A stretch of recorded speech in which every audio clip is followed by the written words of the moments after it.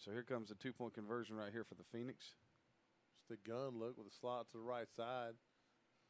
Langley waiting on a snap. She takes it, she drops, looks out to her right, lets it fly. Oh, nicely done. Hits a wide open Jones.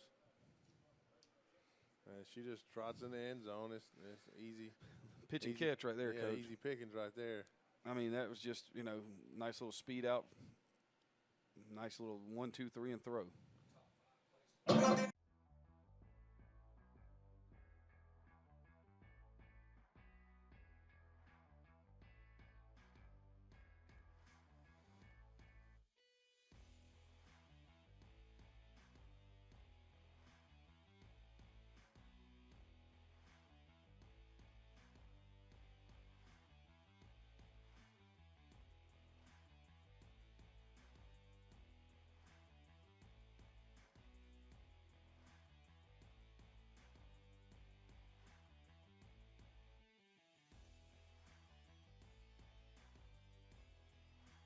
Number 3, the opening kickoff for the Texas Elite Spartans and the Atlanta Phoenix. We watched this one live, and the cut right there to break back into the open, and then there was just another cut. You know, it was a brilliant run. Number 2, so it's like the speed option, the start of the game for the Rebellion right here, and it's going to be a heck of a finish to this run. Watch right here. 1, 2, 3, and then find your way into the end zone. And the number 1 play from last week. Utah Falcons on the Nebraska Nighthawks. Ooh, a little veer. Quarterback pulls it. Oh, and the pitch 20 yards. And pitches it out. I think that was Ayano at quarterback. I cannot recall number 26's name. That was nice, though. So, back here to live action. Looks like it's 1st and 10. The ball at the 35-yard line. And, you know, the thing is I probably talked to the referees before this game. Like, look, fellas, can we take our sweet time or what? And let this clock run? Ball's actually at the 36. Kind of a funky backfield set. And Houston calls a timeout. Yes, they do. That is not something that would be on my agenda. Definitely not. I would be saving those for when everybody looks like they're about to fall over. Mandatory timeout for the Heat. All right, the rankings currently in the WNFC. Okay. Right now at number 1 and undefeated still, the Texas Elite Spartans. What I would say is right now, based upon what I've seen, the class of the WNFC. I don't think you'd have any argument from anybody with that, Coach. At number 2, our very own Atlanta Phoenix at 4-1. Number 3, the Utah Falcons at 5-1. Both 2 and 3. Their sole loss is to the number 1 team. Yep. The Seattle Majestics at number 4 with 3-1-1, and then rounding out the top 5, the San Diego Surge at 2-1-1. There's the snap. Wetmore decides to call her own number. Gets bent backwards. That's never good. Looked like a gain of 2. It's going to bring up 2nd and 8 from the 38. That was an ugly tackle right there, Coach. Yeah, anytime you get kind of legs caught up underneath you, that scares me. So, I mean, we've seen what amounts to zone, zone, zone, zone, and now quarterback sneak. So I'm guessing that they're in a very limited playbook, you might say, right here, Coach. Yeah, I would definitely agree with that. I wish I knew who their starting quarterback was regularly. You know, I wish we had some numbers so I could see. Yeah. You know, is this their normal group, and they're just shorthanded? Whitmore under center. There's a snap, deep handoff on the zone, and it's just demolished. Nothing there. They're going to give her 1 to the 39 right here. So it's going to bring up 3rd down and 7 again, Coach. I wonder if they're going to go for it again. I'm guessing if they went for it at their own 19, they're going to go for it here. I would think so. I wonder if they'll throw it. I wouldn't. Got a trips bunch out to the left side. Well, they changed it to just plain old trips. Wetmore under center. Ace back. Give off the right side. And it's hit hard. Gain of 1 up to the 40. And that's going to bring up 4th down and 6 right here. And you know they're going for it now. Yeah, it's really tough sledding right now for the Houston Heat. If you've ever been part of a team that's shorthanded, it's rough, especially when you're playing somebody who's good. Yes. It'd be different if both teams were shorthanded. Right. But that is not the case tonight. It makes it worse that Phoenix is really good. So back in that slot look, coach. Yeah. Ace backfield. Wetmore under center. Here comes the Heat. There goes the sprint out. And Wetmore's trying to get away, and she will not. She will lose 4 on the sack right there. And that will bring up 1st down and 10 at about the 36-yard line for your Atlanta Phoenix.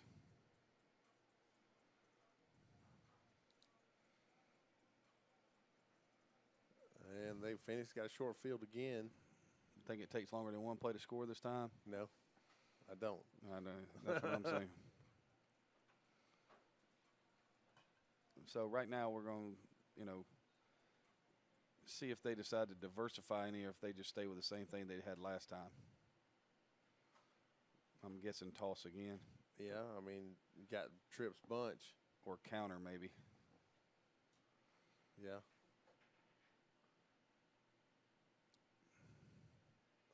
Langley under center. Reverses out. Deep handoff. Right off tackle. Did she fall? It's hard to tell. Ball carried by number 16, Brittany Smith. She's down to the 30-yard line. That's a gain of 6 right there. I think somebody from Houston just tapped their helmet like I need out. I think that's getting ready to get contagious. Mm-hmm. Hey, right there you can see the top 14 teams in the league, or the rankings for the league. There we go. That makes a lot more sense. Texas Elite 1, Atlanta 2, Utah 3, Seattle 4. The Surge from San Diego at 5, Alabama Fire at 6, and the Nebraska Nighthawks at 7. We got an official's timeout for an injured player right here. Tonight at 9 o'clock. The San Diego Rebellion. And the San Diego Surge, Coach. And the San Diego Surge at 9 o'clock tonight. And that's a huge game for the Rebellion. I'm looking forward to that game. Yeah, I am too. The Rebellion, if I understand correctly, have got to win their last 2 games to make the playoffs. And they play the Surge and the Majestics, Coach. So they have their work cut out for them. Well, I mean, Martin's a massive player, and she could, last week, I can't remember the tailback's name, but last week she started pitching the ball. The games left, what's left to look at right here, you can see the conferences and the rankings inside of each conference. We'll come back to it in just a second. There's a snap. Straight dive, Straight Coach. dive, yeah. Down to the 23-yard line, so that's a gain of 7 and a 1st down. Right there you see the Pacific Conference. You have Utah, Seattle, San Diego, and Los Angeles. The Rebellion and the Bandits both still have a shot to get in. It's improbable, but not impossible. And then the Texas, Atlanta, Alabama, and Nebraska, and still in contention is North Florida. I think if North Florida was to beat Alabama tonight, is that correct? Next week, that would get them in. I agree. That'd be an interesting couple of weeks of football right here. Gun, there's snap. Lane looks out to her left, lets it fly, has a receiver open, Touchdown. headed for the end zone. And that is number 10, Raven Buchanan. 23-yard touchdown pass for Langley right there to Buchanan. It's going to make it 14-0 Phoenix. And the stop action that you're seeing is more or less based on a heat capability, so we're trying to work on that situation on our end. So just hang with us. We'll get this thing cleared up here shortly. Langley in the gun. Where's Williamson? Is she not there this week? I don't know. Well, she kicked off, right? Inside. Maybe working on their two-point conversion plays, Coach. That's a good thing to do. That conversion goes incomplete right there. And so about midway through the first quarter, you got Phoenix 14, Houston Heat nothing. All right, the 9 Cup championship game, Saturday, June 29th, will be held at Marv K Stadium. We're super stoked about that in Denver, Colorado. We will be there. We'll see you guys Friday at the 16th Street Mall. And we will be there. Come by and see us. We'll be the ugly guys in orange. Also Saturday is the WNFC All-Star Game. That will occur prior to the championship game itself. And in between, we'll also see the WNFC Best of the Best Players Challenge in between the two games. We're excited about that. It's going to be a jam-packed Saturday.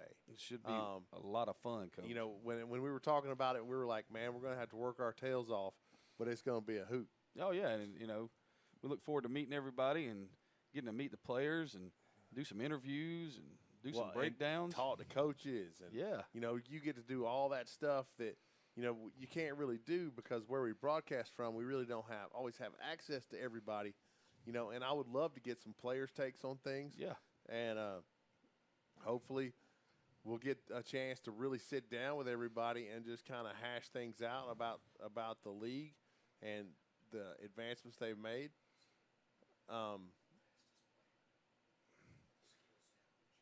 And the skills challenge, you can see right there in the center, you'll get to see the different competitions, the fastest player, the best receiver, the best quarterback, the strongest player in the WNFC, and the best kicker in the WNFC. I personally think that's going to be a square off between Williamson and Valdepena. Shelby Valdepena. There you go. So we're excited to see all of this. You know, I'm a big combine guy anyway, and that's kind of what this is like. It's very much like a combine. And then, you know, we're ecstatic about being out there. Yeah, it's going to be a great time, a great event. Really looking forward to seeing the 9 Cup personally, seeing how, you know, it happens with the Atlantic and the Pacific division, seeing who comes out on top right there. I think we may have seen a couple of previews on who could be in the game, you know. Yeah, if I were guessing from the Atlantic division, I think that you're going to see because I think it'll be a rematch with Texas and Atlanta. I agree. And then the Pacific is a little bit iffier because the Utah Falcons they were my pick at the beginning, and you know, just based on my knowledge of them and watching the little bit of film that I had seen. However, the Surge and the Majestics, I think both could upset. If we started the playoffs today, what you're looking at right now is the road to the 9 Cup. If we started today, the games that you would see, because that's the other thing, is you play the first round on the 13th of June, and then you have to play the second round, the semi-round, on the 15th. On the 15th. So the teams that have the most players are at a serious advantage there, because anybody that's ever played this game knows that you don't go through a game without getting dinged up somehow, some way. And your depth is going to be massively tested right here because, you know, if you're looking at this from the perspective of, you know, we're going to play this game and then we have a week off, you know, anybody that rolled an ankle, anybody that did anything like that is going to have, you know, 6-7 days to get ready. You roll an ankle, you tweak a knee, you know, you sprain a shoulder or anything like that. Yeah, you either go or don't play. That's right.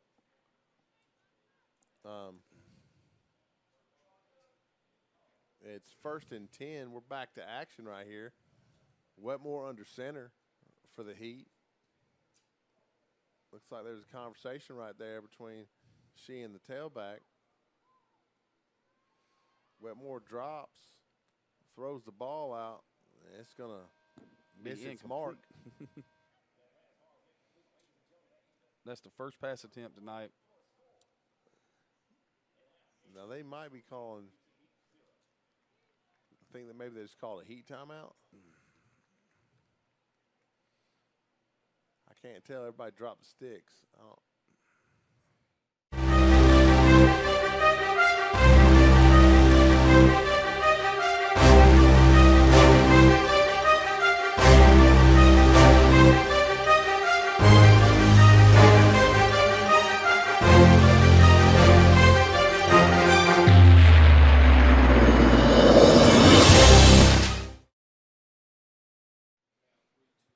All right.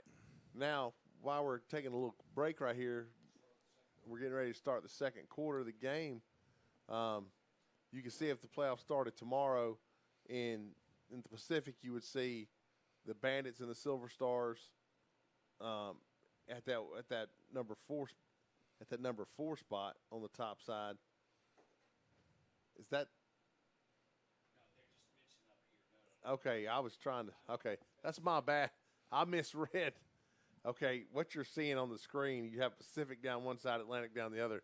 I thought that was the matchups, and I was trying to figure out how that could be. Yeah. What you would see is you would see Utah and probably L.A., the Bobcats, go right there, and then the 2-3 would be the Majestics and the Surge. Great game. I think the Bobcats could push the Falcons hard enough that it could really cause them a problem. However, that Surge Majestics game has been a nail biter, both times. And you got to realize, you got to really think about it. If you play that 2-3 game, when you come out of that game, what kind of shape are you going to be in? Less than 48 hours to play again. That's tough. If you're in the 2-3 game, you have a much tougher road. And then on the other side, I still think that Utah prevails from that side, based on depth. I'm gonna go counter on you. I'm gonna take Seattle. Well, I know you guys both like Seattle. On the Atlantic side, you would see the Texas Elite face more than likely the Nebraska Nighthawks, and then another rematch between the Atlanta Phoenix and Alabama Fire. And it's hard to beat a team twice, but this would have Atlanta have to beat Alabama 3 times. Yeah, and I mean, just think about the fact that you would basically be able to call their plays out. If you see a formation, you would know, hey, they're going to run this. This is about to be what's happening. This is what they're going to do. And so a lot of it comes down to, we've talked about it a lot. It's not going to be X's and O's. It's going to be a lot of players right there. And probably the most interesting thing, I'm beginning to buy into the Rebellion. And we'll kind of really know tonight when they play the Surge, if they're able to get a victory over the Surge. The next 2 games are home, and then to play the Majestics June 1st against the Rebellion, they could easily go in as the 2, 3, or 4 seed. There's no telling based on scheduling. Based on records alone. Majestic is 3-1. Surge is 2-1 with that 1 tie. Yeah. And right now, if the Rebellion clear it 4-2, if they win the next 2 games, they could easily be sitting at the 2 seed. Yeah, that'd be interesting. Oh, it would definitely. I mean, then you're talking about a team with the Utah Phoenix playing a very interesting team. While you're hearing a lot of conversation on our end is that we're trying to get the heat issue taken care of from our location, and hopefully this will resolve it. Usually when the sun goes down, it helps the situation, but in this situation right now, because it's almost 95 degrees over at Pebblebrook High School in Atlanta, Georgia, we are definitely experiencing some stop action, so we're trying to resolve that at this point. A couple reminders, once again, what you see on the screen here, there will be an all-star game. That should be occurring pretty much around 2 o'clock in the afternoon at Denver. The championship game is scheduled for 7 o'clock p.m. Mountain Pacific time, or Mountain time, not Mountain Pacific time, but Mountain time. And the All-Star game, or the best of the best challenge, will occur between the All-Star game and the championship game. So that's 9 o'clock our time, correct? If it's 7 o'clock, it should be 9 o'clock. Yes, that is correct. Where else is it going to be broadcast? Oh, it's going to be across. I mean, on Twitter, Facebook, and YouTube. I mean, it's going to be on our same platform that we're dealing with at this point. So it should be very entertaining, to say the least, to see what is going to come about on June 29th in Denver, Colorado. Somebody needs to get Espen to pick it up. Well, I think that the Espen is cheddar cheese. The Ocho. The Ocho would always be interesting in that matter, to see what would come about. But we're definitely looking for an interesting matchup on June 13th. Right now, with the June 13th and June 15th matchup, we're really trying to figure out. My vote is the Pacific Standard Time.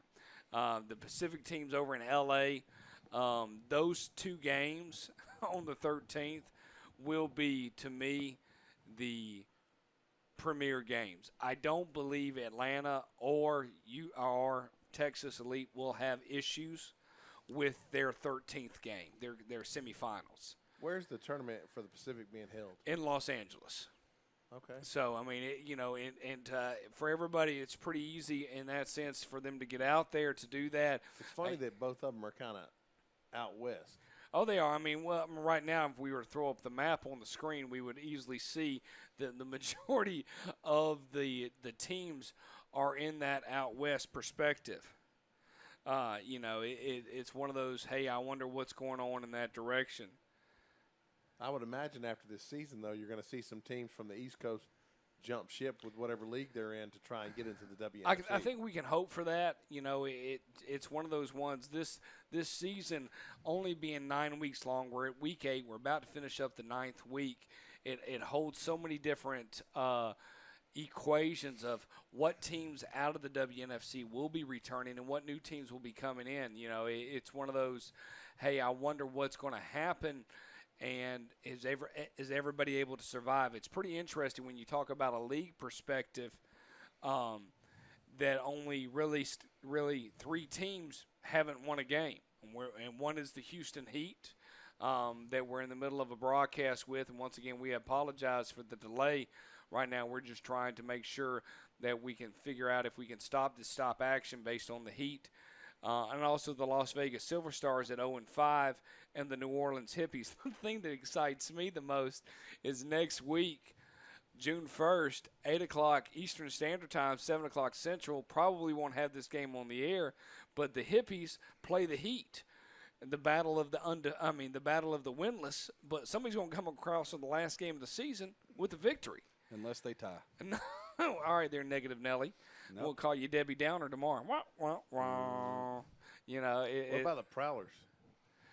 The Prowlers, more of an experimental piece, so that they were just trying to work on their game and get things started. We're going to start back here with this game, and at halftime we'll go away again and see if we can get pretty much a better picture, but we want to get y'all back to the live game. Gentlemen, I'll let y'all take it back full force here. And Wetmore's pitch is the aired pitch, and it's scooped. And there's it's a score. scored. It's what? It's a score. Scooped. Yeah. That was Storm Cuthbert bringing the thunder right there. And they're going to increase their lead to 20-0 unless they scored without us knowing it. That is 29, right? That's what it looks like to me, Coach. I brought my glasses and still didn't wear them. It's amazing that they didn't wear their white jerseys, and that's the one thing that they want, and they're wearing their gray. Yeah. Yeah, I would have definitely worn white if I could. Oh, I would have been out there just – I would have got rid of the blue pants and went white as well. All white. We would have walking out around looking like an ice cream cone. Understood. Don't say ice cream. Yes. Too hot. We all screamed. They would just melt and slide down the side of your hands here. I was just thinking, do you think we can get some ice cream DoorDashed here? Well, no, not right now. I appreciate you saying that, Garcon. Yeah. But we can do what we can. But the only thing I got from the general manager of the Phoenix was it's hot from where they were located. I was outside with my kids today, and, yeah, It is definitely. I mean, It was warm in the shade. I hate when my dad, who's sitting at 70 plus, he goes, "I do believe this is going to be a hot summer," and he's had an opportunity to see some hot summers, and for the Right up 2-point the conversion, nice. On a dive, rumbling, bumbling, stumbling. And that will make it 22-0. Is that 79 or was that 75? I couldn't tell. The jersey was kind of rolled up. Well, it was either Aaron Murphy or Tania Carlton. My vote, my guess is Tania Carlton. Yeah, that would be one of the things you would think about right She's there. a name we call pretty often on that D line for the Phoenix. Of arguably, one of the stoutest defenses in the league. No, there's not an argument, Coach. They are one of the stoutest defenses in the league. And, I'm just going to go ahead and be an Atlantic Division lover because I think that we'll see the best two teams play this year in the semis. Well, that right now the rankings prove that out, Coach. Is that going to stay in? Oh, no, it's going to stay in. Oh, wow. And Wow. an attempt to scoop it up goes down to one knee and then gets bowled over. That ball returned kind of by number 16. Number 18, Jennifer Cadlitz. Cadlitz.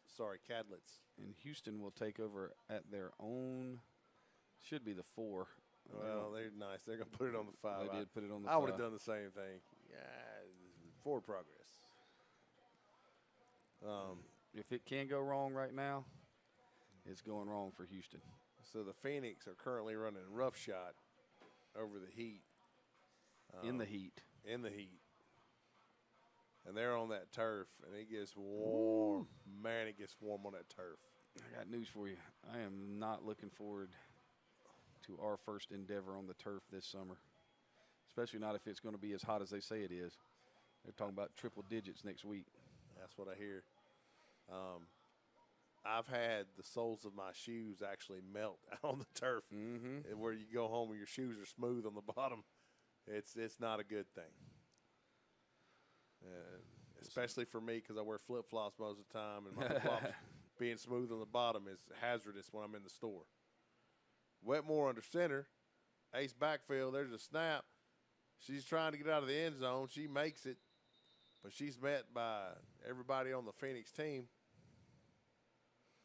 I think there were fans jumping on the pile right there. Looks like that's going to be a loss of about 2.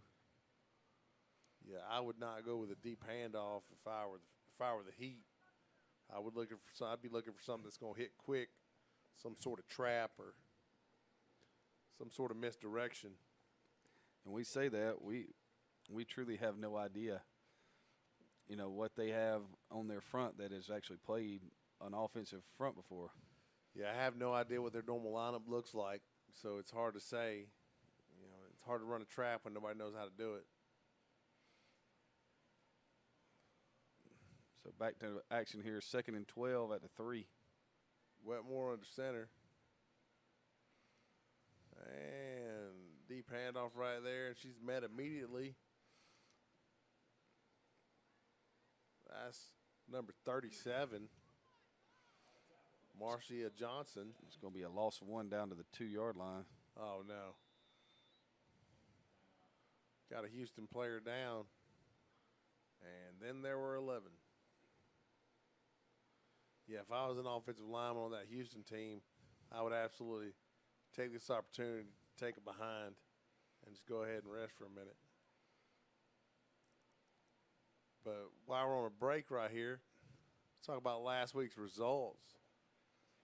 We had that, that rough loss for Atlanta, that 45-7 loss for the Texas Elite. Obviously, week 1, they beat the Alabama Fire 27-0. And a game that was close in the first half, Coach. It was really close. It kind of broke open right as the first half was ending. The Pumas, who they defeated 55-7, and that was never a contest. And the next week, we were curious as to how that would go. And it went pretty much like the first week. Exactly. 56-7. And then they played the Fire again, and I thought maybe that game would be different. and the Well, Phoenix just ran away with it. Well, the second Fire game, they came off the double bye. 42-12. We were curious about how they would do coming off that 2-week layoff. And then when they played the Texas Elite Spartans, it's 45-7. And it was an absolutely dominating performance by Texas. However, there were some pivotal moments that I thought really changed the complexion of the game where I didn't feel like there was one particular play where there was not a good call. And, you should never leave it up to the stripes. But, what you can see right here is the Heat season. They opened with a 42-0 loss to the Texas Elite Spartans, and then a 55-0 loss to the Texas Elite Spartans, and then a 42-26 loss to the Nebraska Nighthawks. Is that who that is? Yes. And then 35-0 loss to the Nighthawks. So they have today's game, and then next week they'll play the Hippies, who are also winless.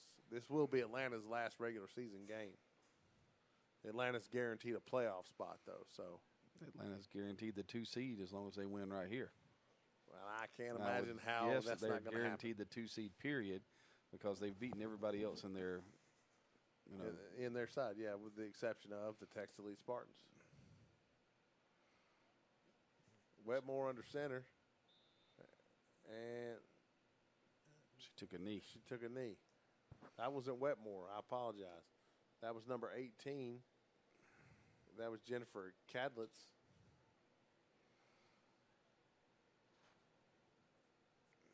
I'm not sure what the strategy is right there. Let the clock run. If they take a knee again and let the clock run. I have seen this before. They ran the same offense in the Water Boy.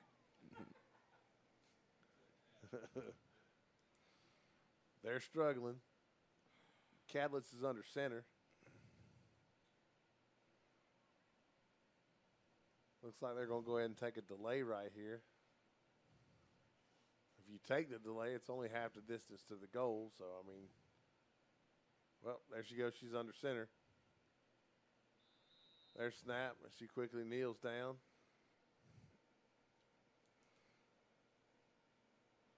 And that was 4th down. It was. They're going to turn the ball over on downs right there. So the Phoenix will take over at the 3. Okay. Okay, and I'm thinking maybe they kneel down so that they could save themselves for defense. I don't know if there's a mercy rule. But perhaps if it's a 30-0 game in the first half, I think they got to already be playing with a running clock. I don't have anything for you, Coach. I mean, I really don't. They've got to already be playing with a running clock because the first quarter ended so quickly. That is true. A couple reminders for everybody out there watching in the Facebook, YouTube, and Twitter world. There will be some choppiness. We are working on that. It's based on the heat and the airwaves, if you can understand that. We are not linked in. We are actually streaming outside, so it's going to be a little choppy here early on. Hopefully after halftime we'll be able to get a clean feed to you. Once again, sorry for that. It is not yours. It's everybody else's. It's not you. It's me. And in that case, and in this case, it truly is. So they're going doubles right here, Coach? Yep. Maybe going to flop it over to Trips. No. Going to the gun. With a slide out to the right side. Langley standing at the front of the gun. There's a snap. Langley rolls to the right, throws the ball up. And yes, indeed, she did. That ball caught by number 13, Elizabeth Mondragon. And, for those folks that are at home, she scored the first touchdown of the year. But for those of you that are regular Phoenix fans, you'll notice we're seeing a lot of different numbers, a lot of different players. Although, chances are you saw these people play during the season because the Phoenix beat people so badly. Giving everybody a chance to get some reps before the playoffs right here, Coach. And that's a smart thing. It's a great idea because that depth is going to be what is going to be the difference. There's a snap. Langley rolls right. And Oh, she stop and throw this? I think she stopped in time. I couldn't tell right there if she's beyond the line of scrimmage, but on dragging again on the reception. And that's going to make it 30 to nothing. It must be. You got to be in great shape to do what she just did, Coach. She just sprinted back up the field. It's 5,000 degrees outside. Yeah, I would not be sprinting anywhere. No. I would be out there on a little rascal. So the Atlanta Phoenix are up 30 to nothing, and they have run 5 offensive plays. Sweet Pete. That's a rough day. There are 2 minutes left to go here in the second quarter. I think your assertion that it was a running clock is valid, Coach Collins. This is a sprinting clock, not just running, sprinting.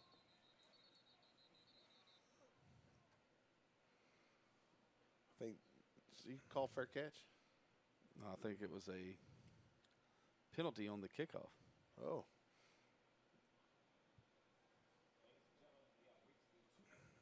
I think I would call fair catch if I were them. That would be a smart play. I know the maddest people on the field right now are the kickoff team because they have to run again. Yep. That's really unfortunate. Special teams are no fun. I know guys that really like them, and they're vitally important to your success. But I was never a fan as a kid. Coach, you shouldn't have been playing on special teams. Well, I agree. You need to tell somebody else that.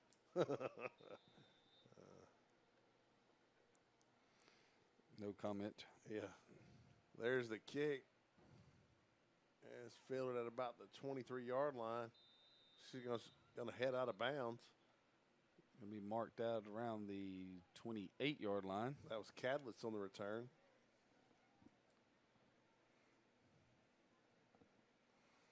Well, if you're the Heat, you're just trying to make it, just trying to survive. Sounds like some kind of song, Coach. I've never played with just 12, but I have with a high school football team, played a game on Friday night and then played a game on Saturday afternoon. No thanks. And that is one of the dumbest things I've ever been a part of. I would assume you didn't schedule that. I did not, sir. I walked into that one. And I understand why it was scheduled, and I totally get it. But I would have never done it. And my poor kids barely survived it. I can't even imagine what the look on your face was. You were like, "Excuse me, what am I seeing here?" Although you can't be serious. Another kneel down by the Heat.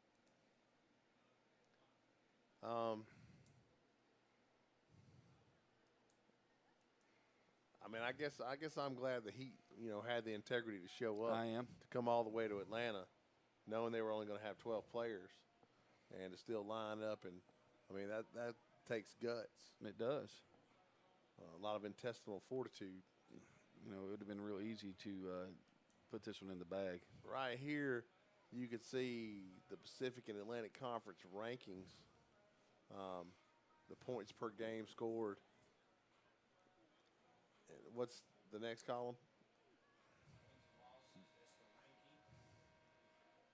Okay, that's the okay, gotcha. WNFC ranking. You can see that the Atlanta Phoenix is trailing just behind the Texas Elite Spartans, not only in points scored, but also in the ranking itself. Although that points allowed is kind of the fact that the Texas Elite Spartans have given up 7 points all season. Whew. They do have a stout defense. On the other side, how can the Utah Falcons have only given up 18 points? 18 points a game. No, that's just points allowed. Okay, so they mean points allowed per game. I got you. Yeah, that would make sense. Because the Falcons actually scored 18 against Texas, but Texas's points per game allowed is 7. Okay. And then Utah gave up the 55 burger to Texas, so that jumped. I'm just too dumb to read a chart. That's all. No, you don't have your glasses on, Coach. That's all. Well, that's what I'll tell myself anyway. And I have glasses on, and I still can't read the chart, so that should tell you about my glasses.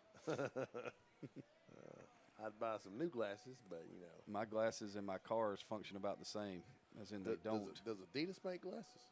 Well, they do, and they're really, really nice sunglasses. I know that much. Oh, and it looks like that we're shaking hands here. shaking it up. Oh, after yeah, half. definitely. I was trying to hold out as best I could. The Houston Heat has called it. They needed to play a half, and the 2 minutes went taking place. And by 7:55 on the clock, that is ball game at this point. So in the matter of the sketchiness of the Heat, we knew it was a hot day at Pebblebrook High School. We appreciate, first of all, Pebblebrook opening their doors to the Atlanta Phoenix and all our sponsors here with the Atlanta Phoenix. If you get an opportunity, definitely look on the WNFCfootball.com website.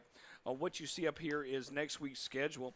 We'll still be here. We're going to kind of take a pause here for a minute or two before we start back with the 9 o'clock game between the Rebellion and the Surge, mainly because that's going to be an exciting game. I'm going to keep these two goofy guys around for that action, and we'll probably even break down the play. I would call us wacky. Wacky, goofy, and all those wonderful things. But we'll kind of go back here shortly and get some information out there. We appreciate everybody tuning in this year. The Atlanta Phoenix season has been a wonderful season. We ended up finishing the season 5-1 here for Atlanta. They're going to be the second seed right up on the Atlantic Division. And at this point, it really kind of comes down to June 1st. And that particular action and seeing what happens. You can see next week's action of what's going to take place between the Houston Heat and the New Orleans Hippies. We hope both of those teams get to play. I hated that the Houston Heat only brought approximately 13 to 12 people over, but hey, you came over, and that's important in that direction. And we're hoping that they're going to participate in the All-Star game on June 29th at Marv K Stadium in Denver, Colorado, and also be a part of the best challenge from a player's perspective. So it should be a very fun environment. We are going to take a pause here. We're not going to break the feed. I'm just going to kind of turn off the sound and put some information getting ready for the Rebellion game.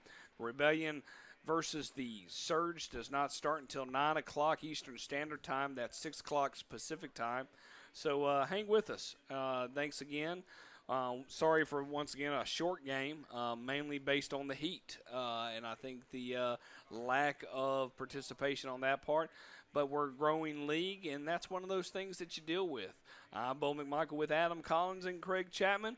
We'll be right back.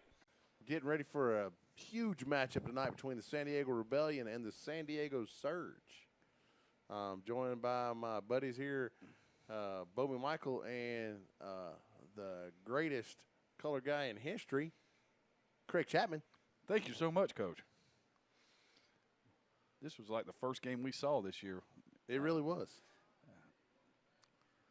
And I can hear myself. There you go. So be really interesting to see how San Diego, the Rebellion, plans on counteracting the offensive explosion that they saw the last time they played the Surge.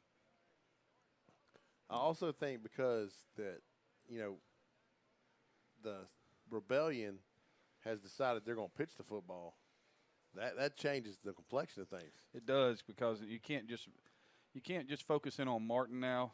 You know, the great player that she is. But now it is a much more multiple attack. And you know, when you do that, anytime you can be multiple and give people more than one person to key on, it makes playing defense a whole lot harder. Yeah, you really have to play assignment defense against the option. Although, you know, it's not really a triple option. It's more of a speed type deal. Yeah. It's kind of what they had going last week. We got to see them play. Was it the Bobcats they played? They did. And they won that game. What was the final score on that game? I think it was 19-6 or 13-6 because they took the knee, and we got the. It might have been 13-6. I think you're right. It was really a close game, or 14-6 because they had to. We were talking about they were going to have to go for 2 at the end if they scored. So, and the Rebellion had a late defensive stop, down in the Bobcat territory, and then just kind of kneed it down so that they could run the clock out. But it was a good game for them. I'm interested to see how the Surge does this week. Who did they play last week, Coach Chapman? They were off last week, Coach. Were they off for 2 weeks, or was it one? Just once. They were off for 2? Okay, so they had a 2-week layoff. This is their first game back. That's always tough. Looks like they're coming out for the coin toss. Hey, next week, you'll be able to catch the Surge in action against the Bandits. And you'll see the Rebellion play the Majestics. In order for Rebellion to get into the playoffs, they have to win not only this game, but the next game against the Majestics. And that's not an easy task there. And I see that as highly doubtful. But we've seen crazier things this year. Earlier today, we watched the Atlanta Phoenix absolutely trounce the Houston Heat. The Heat remain winless, and Atlanta goes to 5-1 with their sole loss to the Texas Elite Spartans, aptly named. And the Elite Park coach? Yes. I can remember thinking when I first heard it, who calls themselves elite? Who does that? Then we saw them play. Yes, and I would say, yes, they are indeed elite. They are very good. And they're not just – it's just not a one – No, it's not a one-person show. Or it's not a one thing. They dominate on both sides of the ball, especially up front. Offense coming at you, suffocating defense. Yeah, their defense is very, very tough, and they force you to do what they're very fast, so they clog the middle, and then when you try to bounce anything, they run it down. And great special teams play. Yes.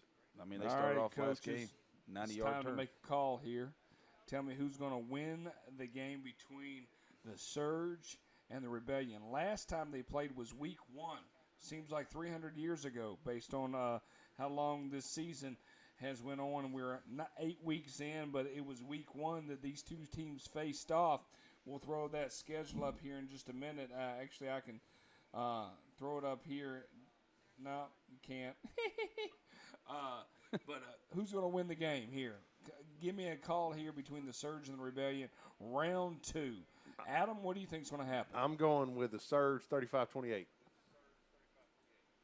If we get a 35-28 score, man, that's a nice score right there. What about you there, Craig? I'm going Surge 42-21. Nobody's on the Rebellion bandwagon but me, man. I am all of it's maybe the Star Wars. They were doing a marathon on TNT, starting with episode 1, going all the way through. And I'm going to have to go with Rebellion. You can't bite any team that's not named Rebellion on that part. It's going to be 21-10 Rebellion. 21-10, I mean, it's just going to be the case. They're going to shut them down. They're going to shut down their main quarterback for the Surge, and it's not going to be much of a game. So let's sit back and enjoy. Craig and Adam, enjoy calling the game here for a little bit, and back over to you all. Obviously, Bo is a fan of Episode 4, and we are both fans of Episode 5 because if you remember, the Rebellion gets crushed in Empire. So, that to me, that is the best movie. It's definitely one of the ones where you find out more of the storyline. Well, I think it's the best overall. I hated all the CGI stuff, so I'm not. I wouldn't exactly classify myself as a Star Wars guy. I did grow up with it. I did see Empire probably 4 or 5 times at the theater. But if you live in Georgia, you're probably begging to be put in carbonite freezing today because it's so hot. It's probably really not that bad outside. The problem is the weather just snapped on us. Yeah, and it feels like it went from very temperate to just all of a sudden it's hot. And, that's the thing about Georgia. If you don't like the weather, wait 5 minutes. Yeah, the air was so thick this morning at speed training you couldn't even breathe it. Yeah, it's pretty bad out here, the humidity. But this should be a good game. I'm really looking forward to seeing how the Surge do off that 2-week layoff. Is it 2 weeks to get healthy and really fine-tune things? Well, the last time they or played, is it 2 weeks to get rusty? The last time they played, they tied. So they've had to sit there with that. Yeah, the last time the Surge played, they tied. I mean, they had they had a heartbreaking, gut-wrenching defeat where they fumbled the ball going in to score to win the game in Seattle. And it went the other way. And it went the other way about 95 yards. That's a backbreaker. And then the next week they play at home, and they have the lead, and Seattle comes back to tie it up, and then the game ends in a tie. So you got the San Diego Surge sitting right here, and they're looking at this Rebellion team as somebody that they got to get right against right here. This is a we got to make ourselves feel better game, and that's why I think that they're going to come out. The last time we saw them play, it looked like a track meet in the first 3 drives. It was a sprint to the end zone.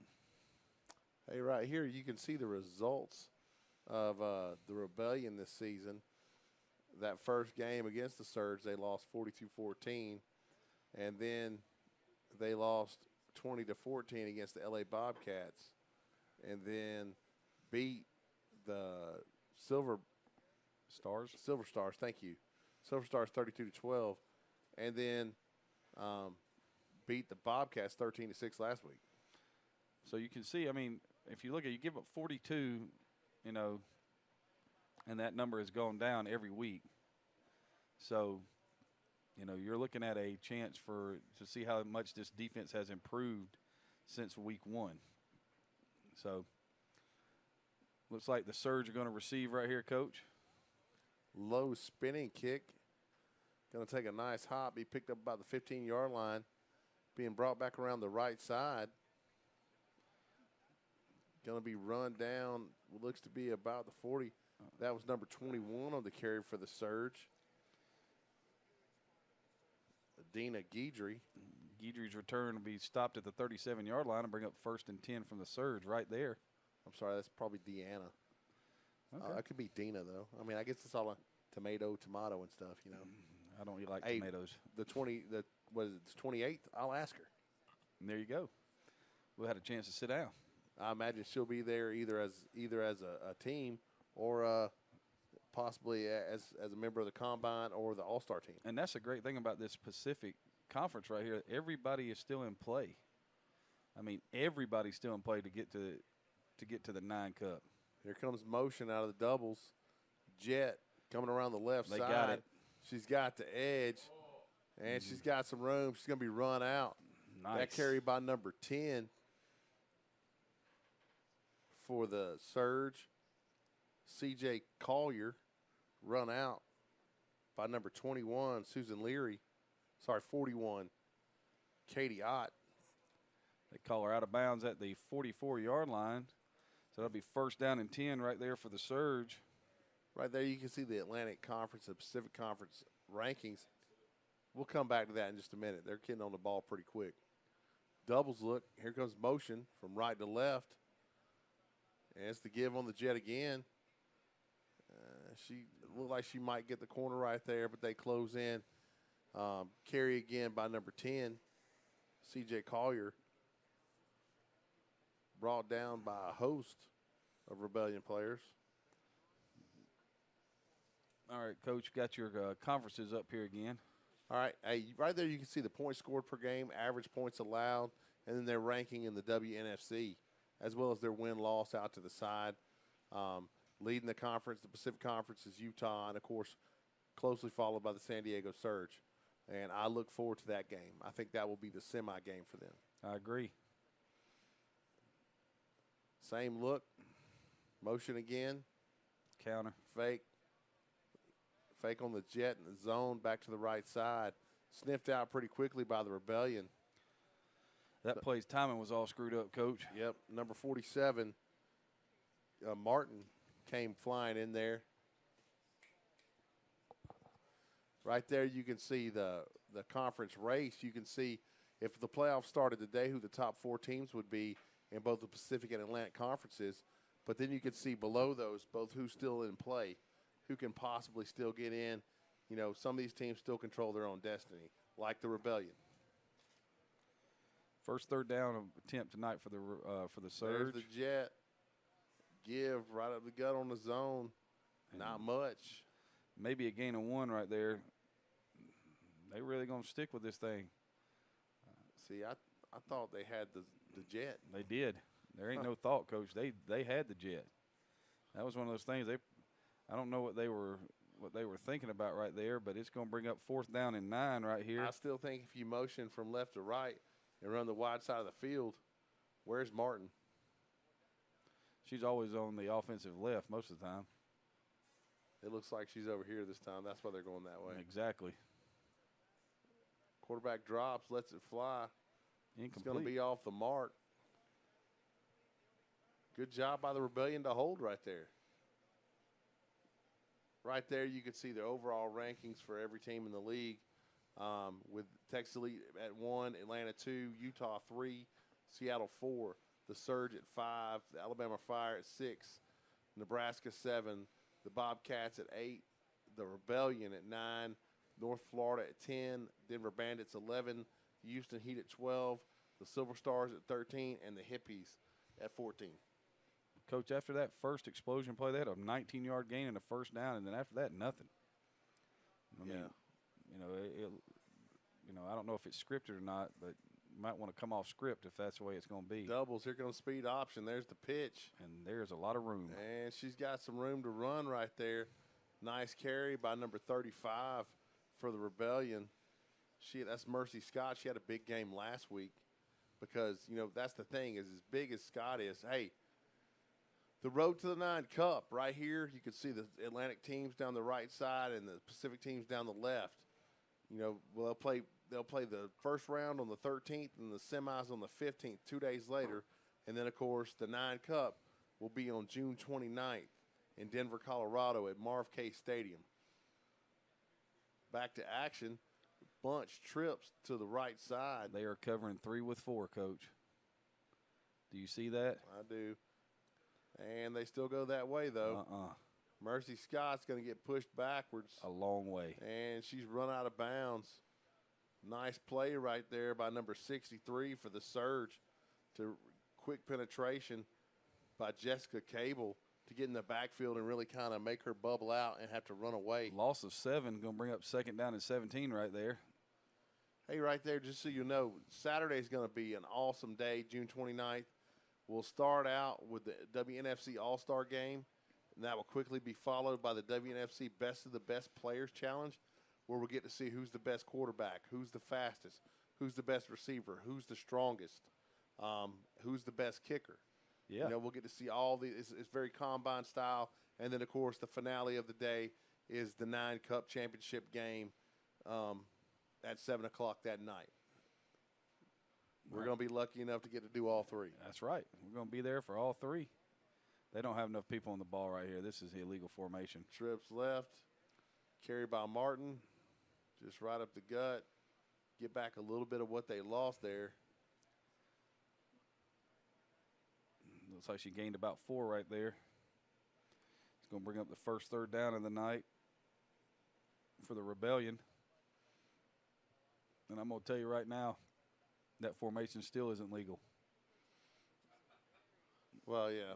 I mean, if we're counting on referees to count the number of people on the line, it's not hard to count to 7. They're not real good at that. We have found that out multiple times. All right, now they got it right. Trips to the left again. Martin in the gun. Looks like some heat's coming. There's a snap. Bubble screen. Quick throw out. Martin can't connect. That pass intended for number 8. Selena Graves just unable to get it to her right there. Martin is a much better runner than passer. It's going to bring up 4th down and 14, Coach. Rebellion comes out to punt. Or do they?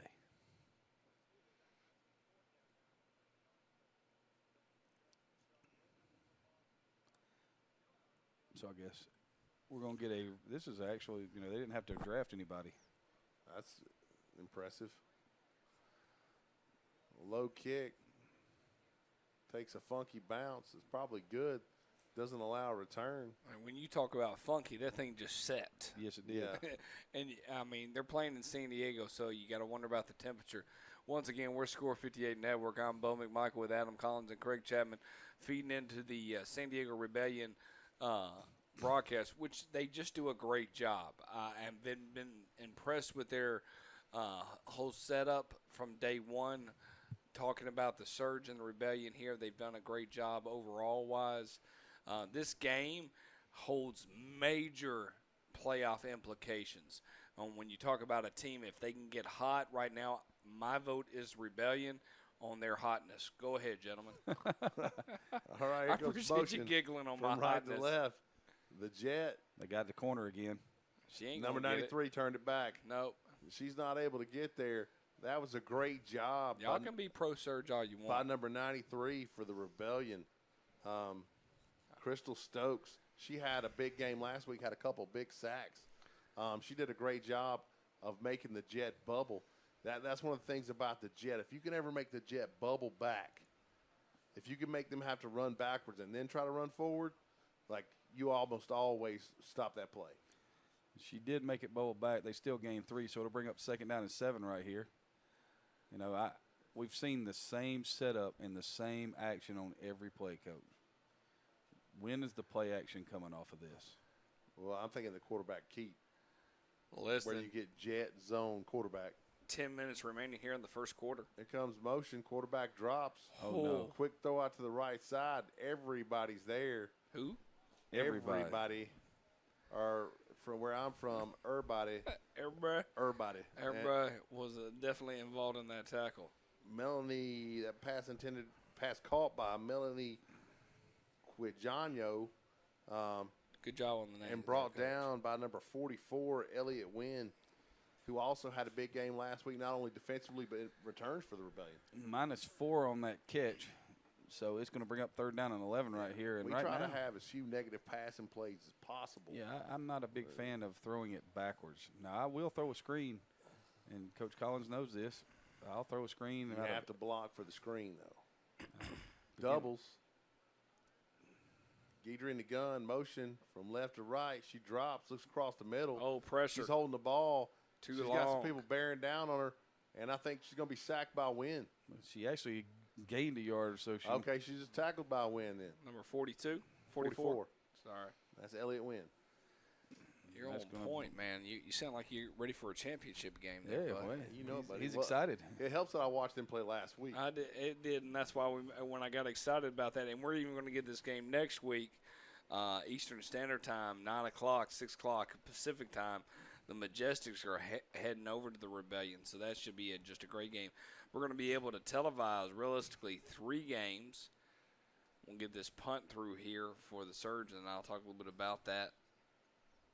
There's a low snap. It's a one-hopper. She barely gets it off.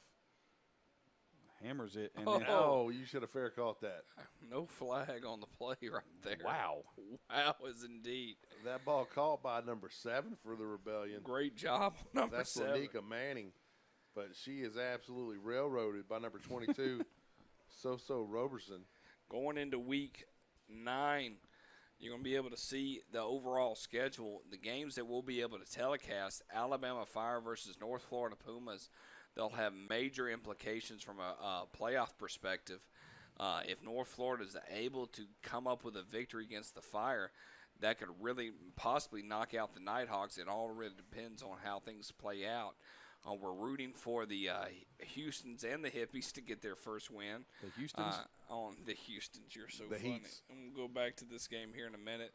Play's already started. And here comes Mercy Scott around the left side. I would imagine that was speed option. I would think so. That's a 5-yard gain right there. So I think the Surge are going to get a steady dive to that.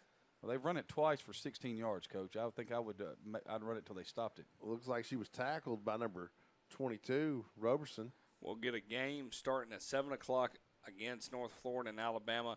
And then at 9 o'clock, we have 2 games going on. The Bobcats versus the Silver Stars at the Bobcats. Playoff potential right there. And the Majestics versus the Rebellions. What really plays into it is this particular game.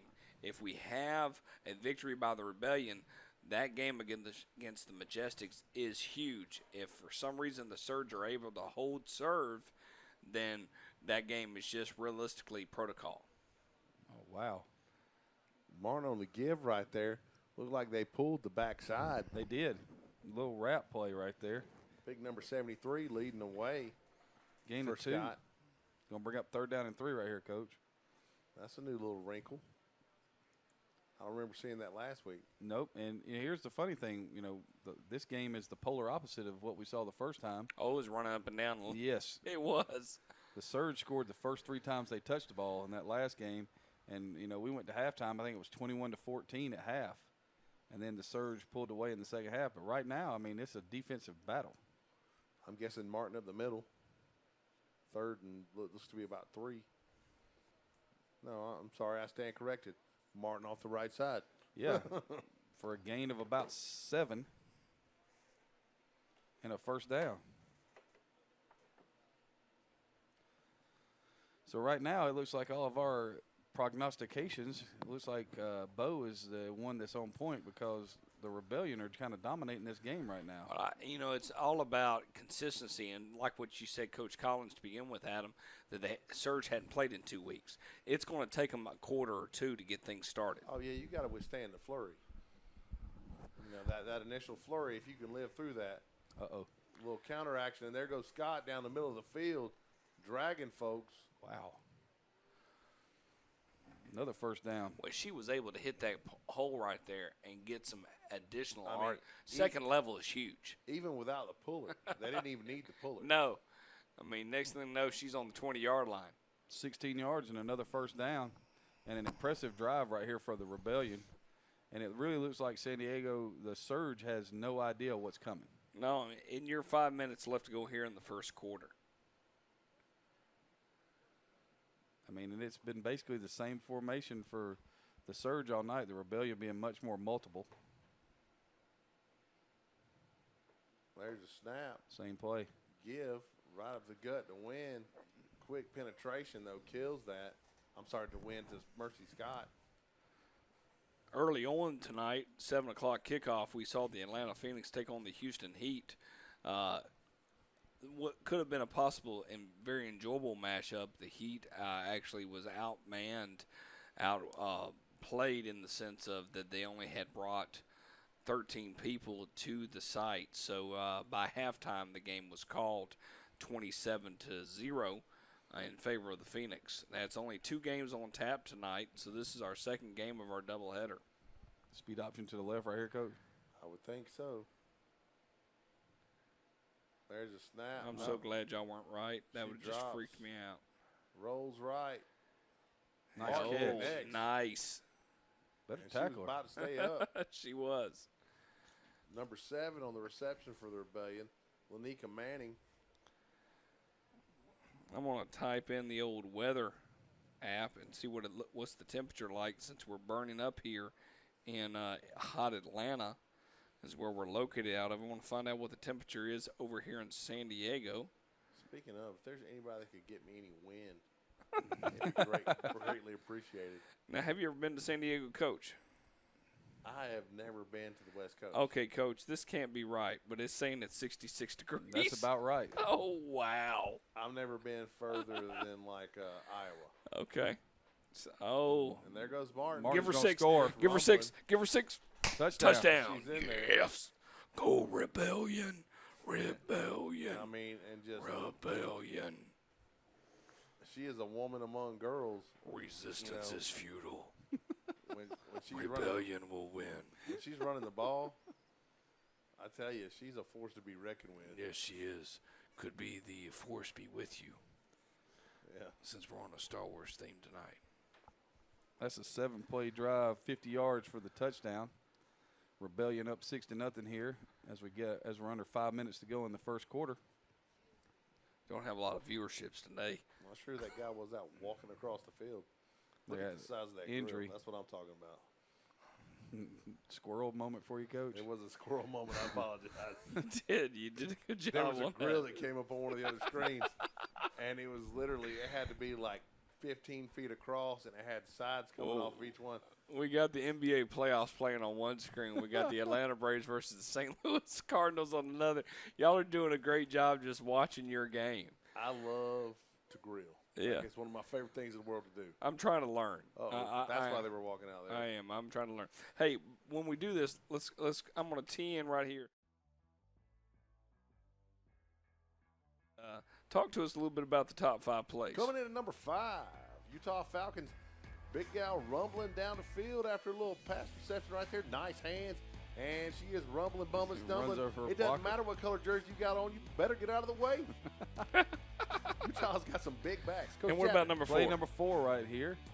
We got a little blast to the right. And then this play is going to go south, literally, as the ball is stripped. And the Alabama Fire take it back for the touchdown, leading to their victory over the North Florida Pumas. Number 3, can I do that, gentlemen? Yeah. Yeah. Sure. All right, number 3. We're here live at the Atlanta Phoenix, Texas Elite Spartans opening kickoff. Can we give her 6? She's at the 40. She's at the 50, a 60, a 70, all the way down to the 90, 100-yard line. All right, number 2. 100-yard line. 100-yard line. Number 2. All right, right here you see Barton pitch to Mercy Scott. She's headed around the side, and Good they move. try to tackle her, but she's just not having it. No. You got to love it when a player will not be denied. And then our number 1 play, the top 5 plays. I love this. This is nice. This is a great read right here.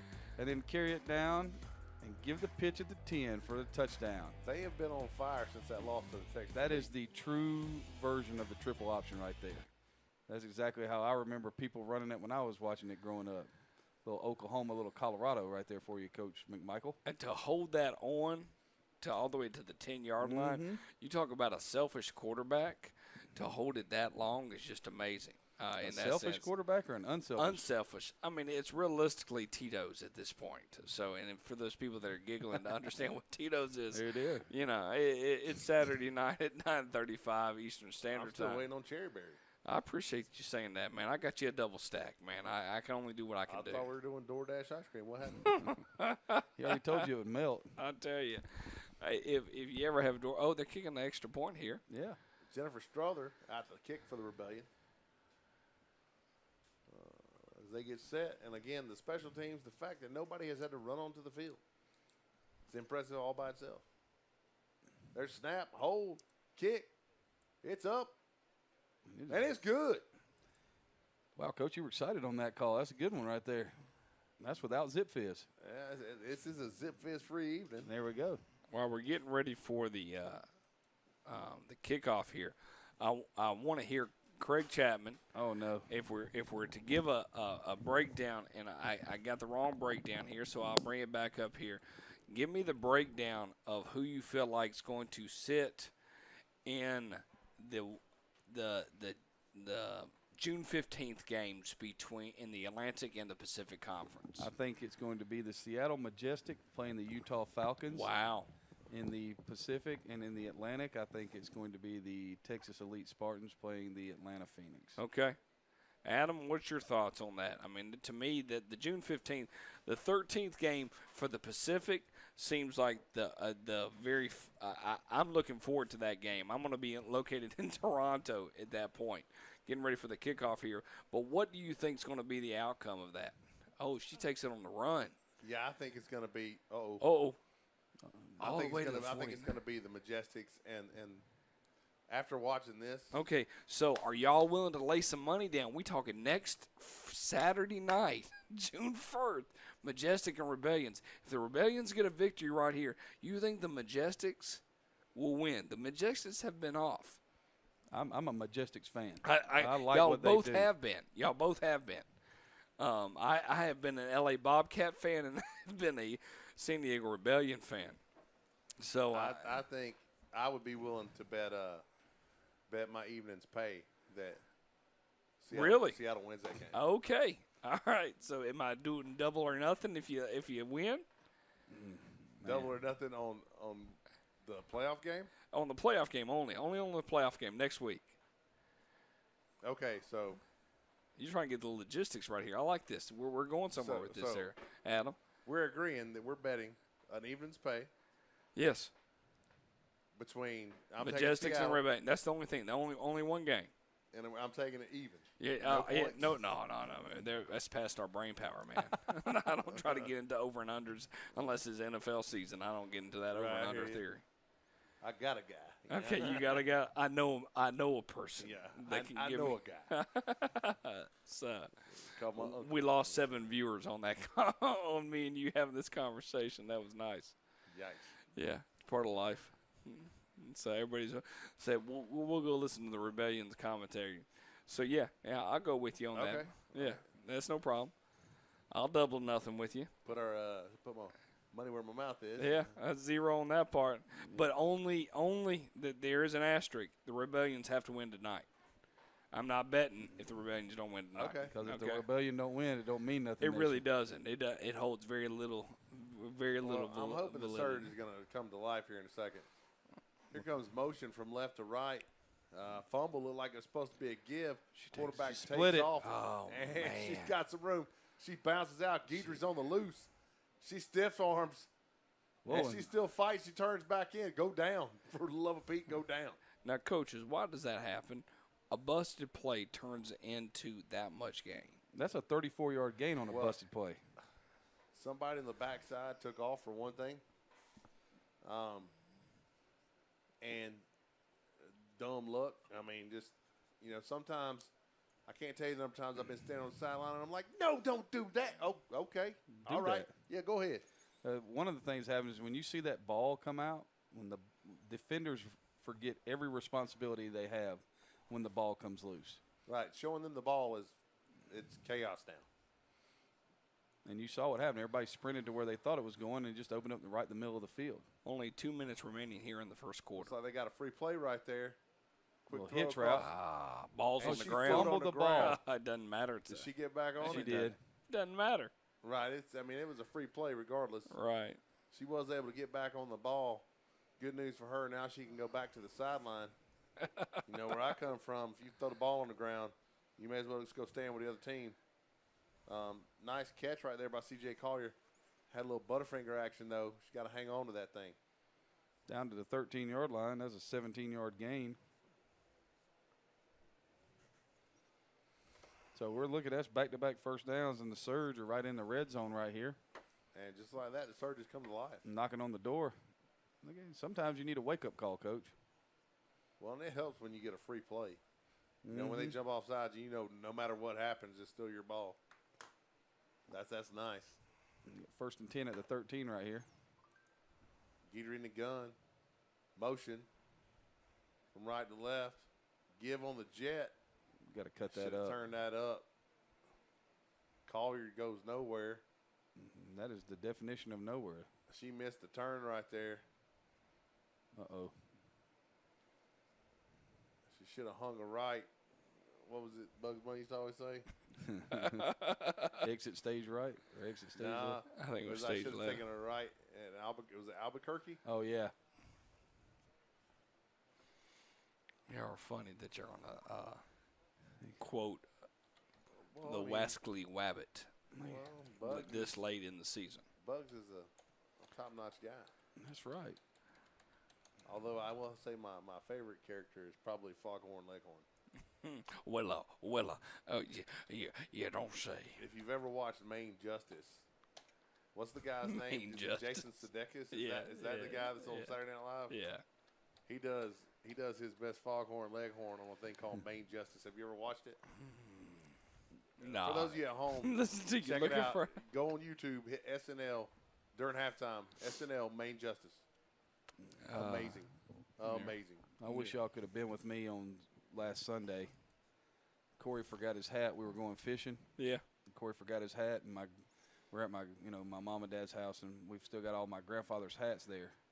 And he had 5,000 hats. Well, he had a hunting hat that was a Budweiser hat, but it's bright orange, and it has the flap that comes down and covers your neck and your ears. So Corey decided that we were going to go fishing, and he was going to wear that hat. How'd that work out for Oh, him? man, it was hilarious because all I could see was Elmer Fudd fishing right next to me the whole time. I was like, be very quiet. We're hunting wabbits. Yes. I mean, that's exactly what it looked like, too. It was great. And then there were people fishing from across the lake, and they were staring at him like he'd lost his mind. Oh, I can believe that on that part.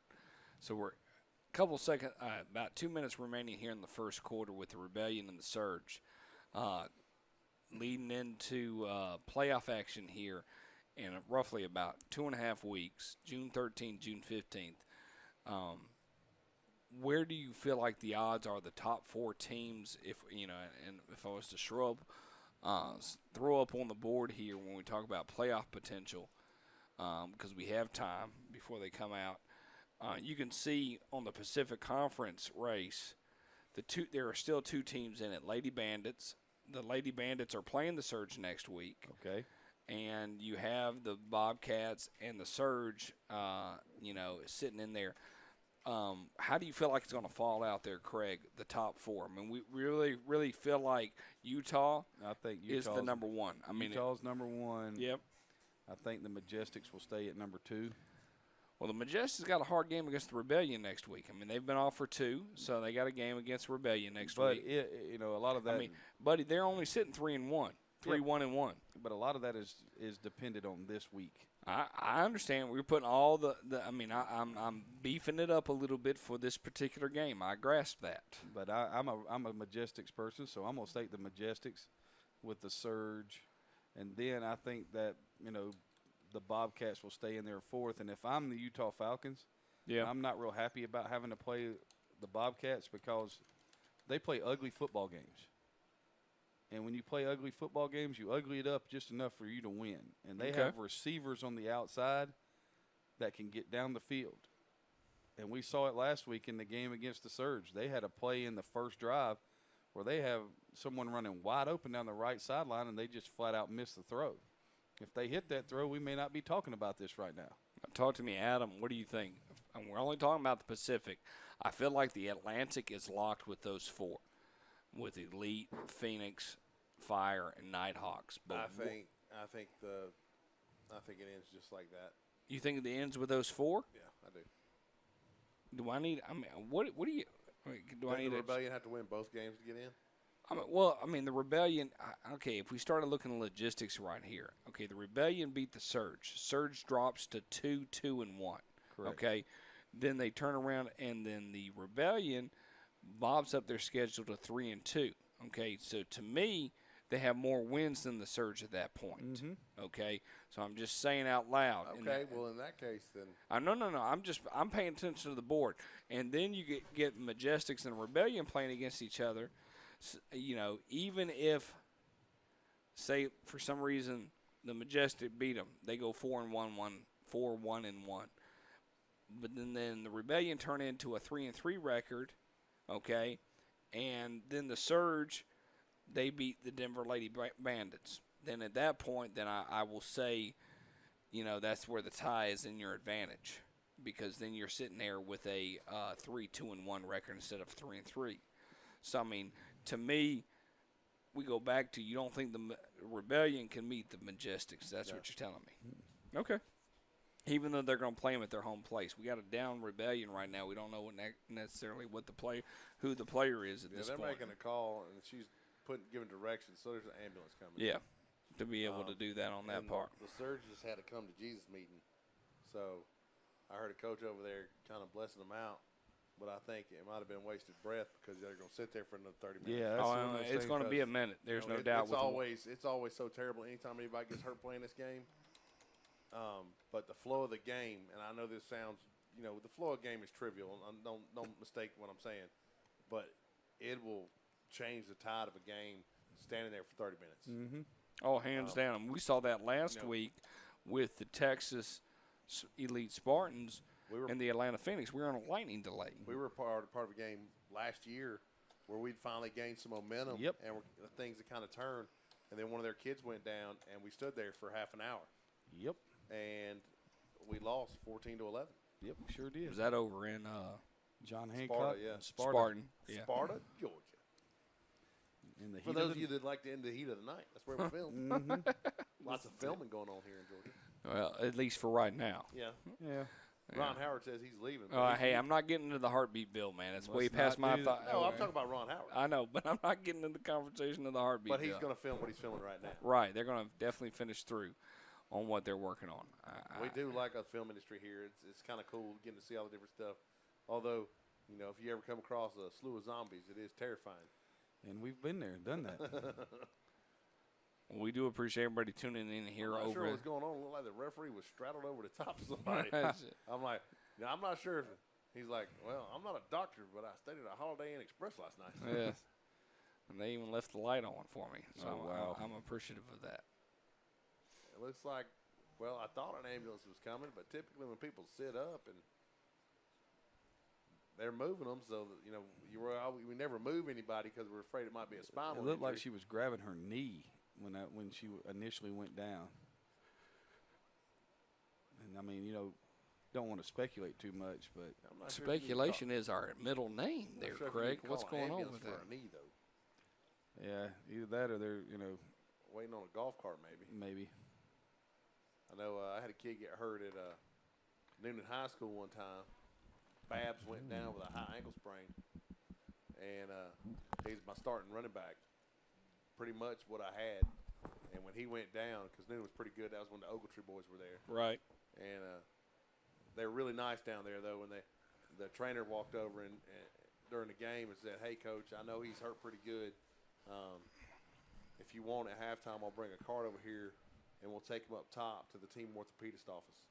And I was like, "See, that's why we're never going to beat you guys."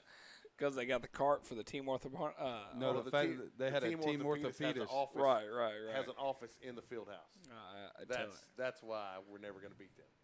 All right, so while we're waiting here, if I was to throw up a question here, your best summer blockbuster, I had a chance to watch Avengers Endgame, and I actually went away to the theater earlier this week and saw John Wick Chapter 3. Yeah, I know you didn't wait on us. No, I'm a fan of John Wick. Thanks for that. I can. The one thing that if we get the opportunity to go to Denver, the first thing I'll think about on Thursday night is how can we get to a movie theater because I want to see what it feels like to see a movie in Denver. I don't know why. Higher elevations. I'm just saying out loud. So And what movie would you? at that point, June 29th, there's a couple things out there. You never know. But I like the ambiance. I saw a movie in New York City at 10 o'clock in the morning one time, just because I wanted to see what the movie theater was like at 10 o'clock in the morning in New York City. You got to be careful not to get caught between the moon in New York City. Well, That's right. I mean, it's one of those ones that if it happens, God, I wish I could remember the rest of the lyrics to that song, man. It's crazy, but it's true. It is. God, that would have been the best.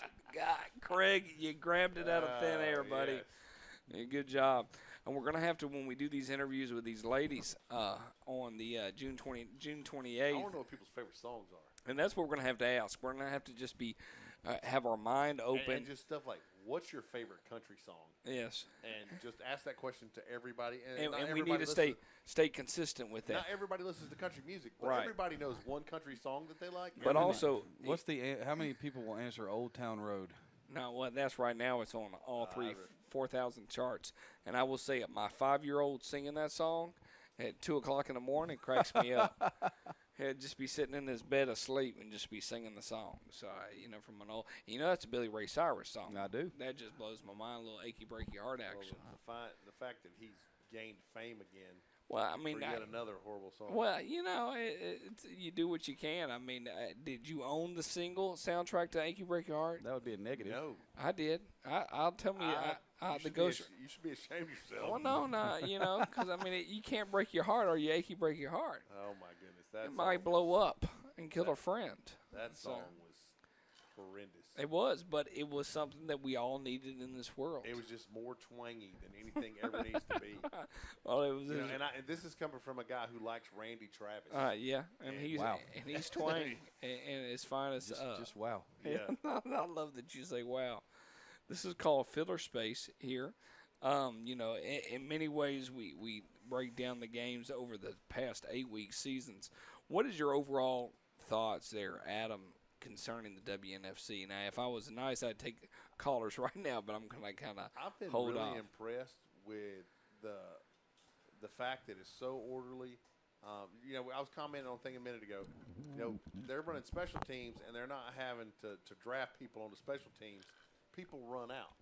And at all levels, you see this. Upper level college, it's rare because you'll get fired. Oh, yeah.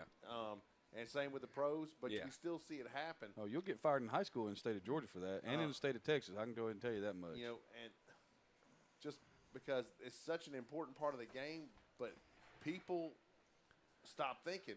Like, especially if there's something that happens out of the ordinary, if there's an interception that goes for a touchdown, inevitably somebody will forget to run out for the extra point team. It never, ever fails. Because it's not the natural order of things. But I've been really impressed with how organized everything is, the quality of the teams. You know, when you look at the Pacific, you know, while the Atlantic, to me, is not competitive, I think the Atlantic's kind of top-heavy. Whereas the Pacific, when I look at the Pacific, it's wide open. Well, the Pacific is literally the Wild West. It is. I mean, it's wide open over there. While we're doing that, I'll send up, and because we have time, you know, we'll take an opportunity to look at the conferences between the two.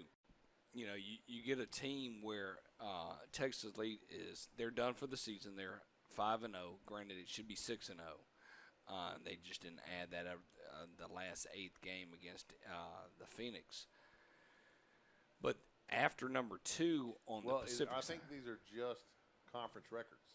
it could be, and that they did do a crossover. Good call. I think these are just conference records. Look at you throwing that at because me. Utah's 5-0. Right, and Utah's done, and they did do a crossover. Their one loss was Right. to the Texas Elite. Right, good call. So I do what I can. and that says a lot. Speaking of that, here in Atlanta, we just got another Wendy's added to the game changer of the world just down the road here. And I saw that on my way in. I'm telling you, they're going to get a Burger King. I don't know what I'm supposed to do with my fitness level. I tell you what, man, DoorDash is going to ruin the world. You can see that in the matter of convenience. I mean, like fast food restaurants, they're becoming smaller. They're not Sonic and Checkers and Rowley's and Jack in the Box smaller. Central Park. Yeah, where they want to just make 2 or 3 seats in there, but they are making them smaller because people know that they much rather just come home. Well, I was shocked when I realized that, because I can remember being a kid going, why don't they put cushions on these seats? And now they're doing it. Well, it's because they want you to leave. Well, they do, but even at the new Wendy's that just opened down near our way, they have a hangout spot. Right. We were in a Wendy's. Where were we? We were in a Wendy's with a team somewhere, and like there was like a sitting area with like a fireplace, and I was like, what is this? Where were we at? What's going on here? Yeah, Because we had the boys with us. We had a whole group with us. Yeah, I'm trying to remember where we were at. Were we scouting somebody? Definitely giving you an opportunity to look at that. Well, once again, Score 58 Network, we're live here. I'm Adam. Got Bo on the phone, and we got Craig as well. To kind of bring you back the action here of the WNFC. We'll be bringing you live action next Saturday night here, and it should be pretty exciting, those particular ball games here, with 3 games airing, 2 games at 9 o'clock, 1 game at 7 o'clock. Playoff potential here with the LA Bobcats and the San Diego Surge. Well, that was disappointing. 3-run homer for the St. Louis Cardinals over the Atlanta Braves. We're watching that game. I thought it was too high. Too high. Too high. It would have been. Need a rocket up at. Need a silo right there. We're watching multiple games, and the bottom of the 8th watched an explosion occur for the Braves. So that's kind of the typical atmosphere here. But hopefully this young lady is okay. I know that they're going to bring looks like medical crew out to assist her.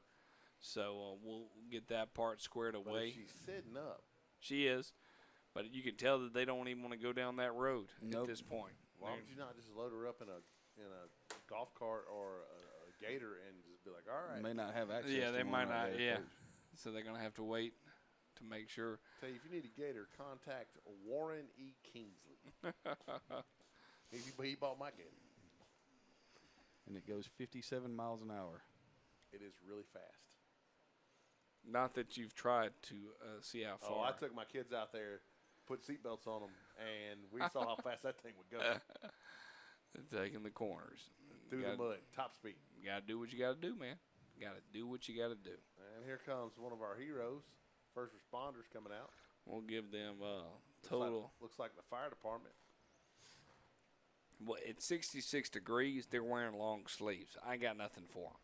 At 96 degrees, I wear long sleeves. So. I do, mainly because of the sweating capabilities at this point. So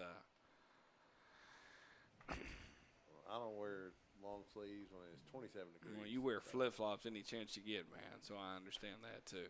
It killed me when we were getting ready to play somebody a couple years ago, and it was cold, and you walked out there in flip-flops, and somebody says, "That guy crazy?" I said, Yeah. "That's what he wears all the time." Yeah. It's called circulation. It's not able to get down to your lower extremities. That's what it's called. That's called, you got blood sugar level issues on that part. It's all good. Yeah, I appreciate you saying that. I'll say that. It's your viewing. It's all good. He enjoyed his flip-flops. That's right. He's got flip-flops on now. I was lucky enough to be on Wife Swap, and there's not enough people keep commenting on, hey, only brought flip-flops. And that's one of my key lines that I said in the show. So they always say that, and I try to really wear flip-flops as much as I can based on that. Will you have flip-flops on in Denver? I will. I'm going to have a special brand. I'm going to make me some WNFC. They're coming in the mail for all three of us. Are you getting slides? Yes. Yes. No, nothing that goes into the toes, man. I can't handle that. So I'll be ordering those to have WNFC flip-flops. Heck yeah, why not? I don't want to wear no shoes. If I don't have to, I'm not chasing anybody. I don't want to wear shoes. I don't want to wear pants. Yeah. Easy now. I just want to get some. I wear shorts. I wear shorts. I wear shorts. I was walking around Walmart today, and I was like, I own that shirt. I own that shirt. I own that shirt. My wife's like, you need help. I was like, it's comfortable. That's not too bad. Unfortunately, we're not in Utah, so we can't have a pretty scenery to look at. We're in San Diego. That is by far the prettiest view. Oh, my goodness. I could sit there and watch the Utah Falcons play. I could care even less. when the game's not going, you're looking at the mountains. It's like, man, this is beautiful. Yep. I'm pretty sure we'll have some pretty good scenery in Denver. Oh, I can't wait. If not, you know what I'll say about that guy, John Denver. Oh, man. That he was lying? Hey, man, you can't be messing with John Denver. Somebody might come get you. They'd be like, do you know Adam Collins? I'd like to come find him. You can say what everybody else says. Nope. Nope, I don't know who he is. Never heard of him. We lost 7 viewers on that comment. So, I appreciate you. John Denver? Yeah, that was it. They just Come dropped. on, everybody's seen Dumb and Dumber. No, they just dropped off the edge. Everybody's seen Dumb and Dumber when they're supposed to be going to Denver, and he turns the wrong way. Yeah. And he ends up in, like, Nebraska. Central Plains. And he says that John Denver guy is full of crap. Yeah, he is. It's a Christmas turkey. I love filler space. But is John Denver Country Road's about West Virginia? Yeah, Correct. take me home to a place I like to belong. So I would agree. To a place that I belong. What do you think's going on here from an injury perspective? For having this many people involved. My guess is something is broken. Yes. And they're trying to air cast it. That was the immediate thought when I saw him carrying the case around the field. Because if you snap a leg, I mean that's. And she's able to lean up and sit up for it, but yeah, it's one of those. We've had some rough things happen. I had a kid with a spiral fracture. Yeah. Where his radius actually shot out the end of his wrist. Goodness gracious. And it's full on compound, like literally bone sticking out. And I walked over there to check on the kid. It's from the other team. And I was checking on him, and I was like, man, he seems really calm about all this. Really calm about this. And the paramedic said, Coach, he's in shock. Give him like 5 minutes, and he'll be wigging. He said, we're going to go ahead and sedate him, though. And I was like, that's probably wise, man. Once he gets that realization of what actually is occurring. You look down, and you're like, oh, no. Yeah. No, I can only imagine that on that end. I did that last year. I was out trimming the hedges, and I don't know what I was thinking, but I was trimming the hedges, and I was holding them in one hand, and I just went to throw them in my hand because that's what I do when I stop, but I didn't take my hand off the trigger, and it just gashed my hand and my fingers, and I was like, I just cut my fingers off. Yeah. Yeah, I had to go to the hospital one time, sliced my fingers on that part, so I can relate to that. They're all going to warm up again? Yep. I got because they've been out that long. And some electrical tape. Yeah, I bet you did. Duct tape does solve a lot of issues there. It does. I put some Robitussin on it. Oh, some tussin. Yeah. Wow, you went to the most horrible thing on the planet. You got to get some tussin. Put some tussin on that. Either that or some Windex. Oh, that Windex, I saw that. Spray some Windex on it. I did tell everybody last week about my son trying some air freshener in the car. So he still comments on that. Yeah, my kids thought that was funny. Well, we do hope everybody's okay, especially see. the young lady. She's able to sit up. They're giving her high fives. What do we think's wrong? Broken leg? Broken ankle? Yeah, that's my guess. Broken leg or ankle. They got it covered up. It must be pretty bad. And she's not hurting that bad because she's smiling. Might be dislocated, something like that. Oh, my goodness. I'll tell you one thing. You get me into the I'm a 70-year-old person screaming, Lord Jesus, if I got something dislocated and hurt. So I'm glad they were able to get her off the field and that she is okay. Back to action. We got the Rebellion and the Surge early here in the first quarter, 10 o'clock Eastern Standard Time for those people. The Braves are down by 3. I don't want to talk about that. Top of the ninth. Getting ready to watch a little NBA basketball to kind of ease the nerves a little bit. So where we at? The Rebellion, Surge have the ball. Surge are second. Surge is going in. 2nd and 10 at a 13. And So this is a huge favor to the Rebellion because, normally when the team's driving on you like that, you would like to burn a timeout and talk to the defense. Oh, you had plenty of time, enough for the Surge to actually. And so now you've had all this time. So let's see what happens. Guidry in the gun. Motion from right to left. There's a snap. Give on the inside. Look like what we call ice. Man, we said she should have turned it up last time. She definitely turned it up that time. A 7-yard surge right there. So she's all the way down to the 6. So that will bring up 3rd down and 3 right here. We ran this offense for a little while, and that's what we called that inside play was ice, where it looks like his jet, and then, we fold down and kick out. Right. There we go. They're able to get even here before the end of the quarter. Be real nice for the Surge. Here comes motion, left to right. Quarterback drops, Wide throws it out open. wide open in the back corner of the end zone. Where was number 9 or number 8 in that situation? That's number 8. Jeez. Holy For- smokes. For the Surge. Casey Clark, Guidry to Clark right there, just too easy. Like taking candy from a baby. Not that I've ever done that. Although my son does say I eat everything. He did come down the other morning and go, "Hey, Daddy, where's my candy from my party?" And I'm like, "I don't know, buddy." Yeah. It might be in my belly. Get in my belly. There's a snap, hold, kick, it's up, and it's good. We got a tie ball game here with Just like that, folks, with 59 seconds left in the first quarter, 7-7. I think Coach Collins is trying to send a message with that. And Well, where I come from, 7-7. I got very excited about the Rebellion. 7-7. Yeah. I'll It was tell you what. 77-7. Listen, be quiet. We got a 7-7 ball game here. You need to be quiet. Where there's any possibility here, is going to go for the second quarter here, and see what actually plays out. Well, I think that, again, we talk about, especially when you've been off, being able to withstand that first flurry from the team that's been active. And I think the Surge at this point have done that. Yeah, I would agree. You got to get that, But I still don't think they have an answer. Hopefully they went to the sideline and try to figure out what they're going to do with that counter. Because you can play the speed option, but the counter and the quarterback off tackle are both real problems.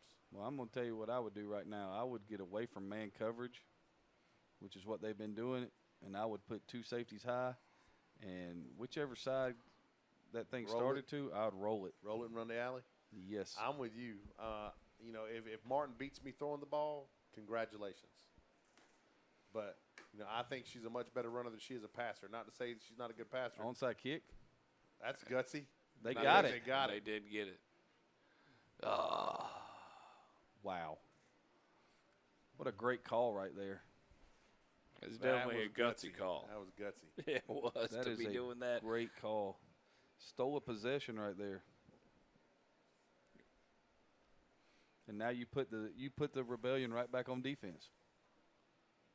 And what they didn't want to happen. Oh yeah. So now's when you want Stokes and Martin to come alive.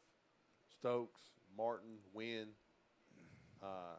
Krasinski, you need them to really step up right here and make some plays. Otherwise, this game could take a really funny turn. I'm kind of surprised San Diego hadn't gone to their empty look. Which San Diego? Rebellion the or Surge? Okay. Motion, zone. It's got room, splits the defense, and just gashes them. Just gashes them. That's an 11-yard gain right there. Wow. I think that was number 32, Kristen Stoll on the carry. And since they had 2 really short drives, and they only picked up 1 first down. And since then, they've ripped off some significant yardage here in the last 6 plays. The only thing you can't afford right here is something negative. Mm-hmm. Anything positive is good. Geeter in the gun.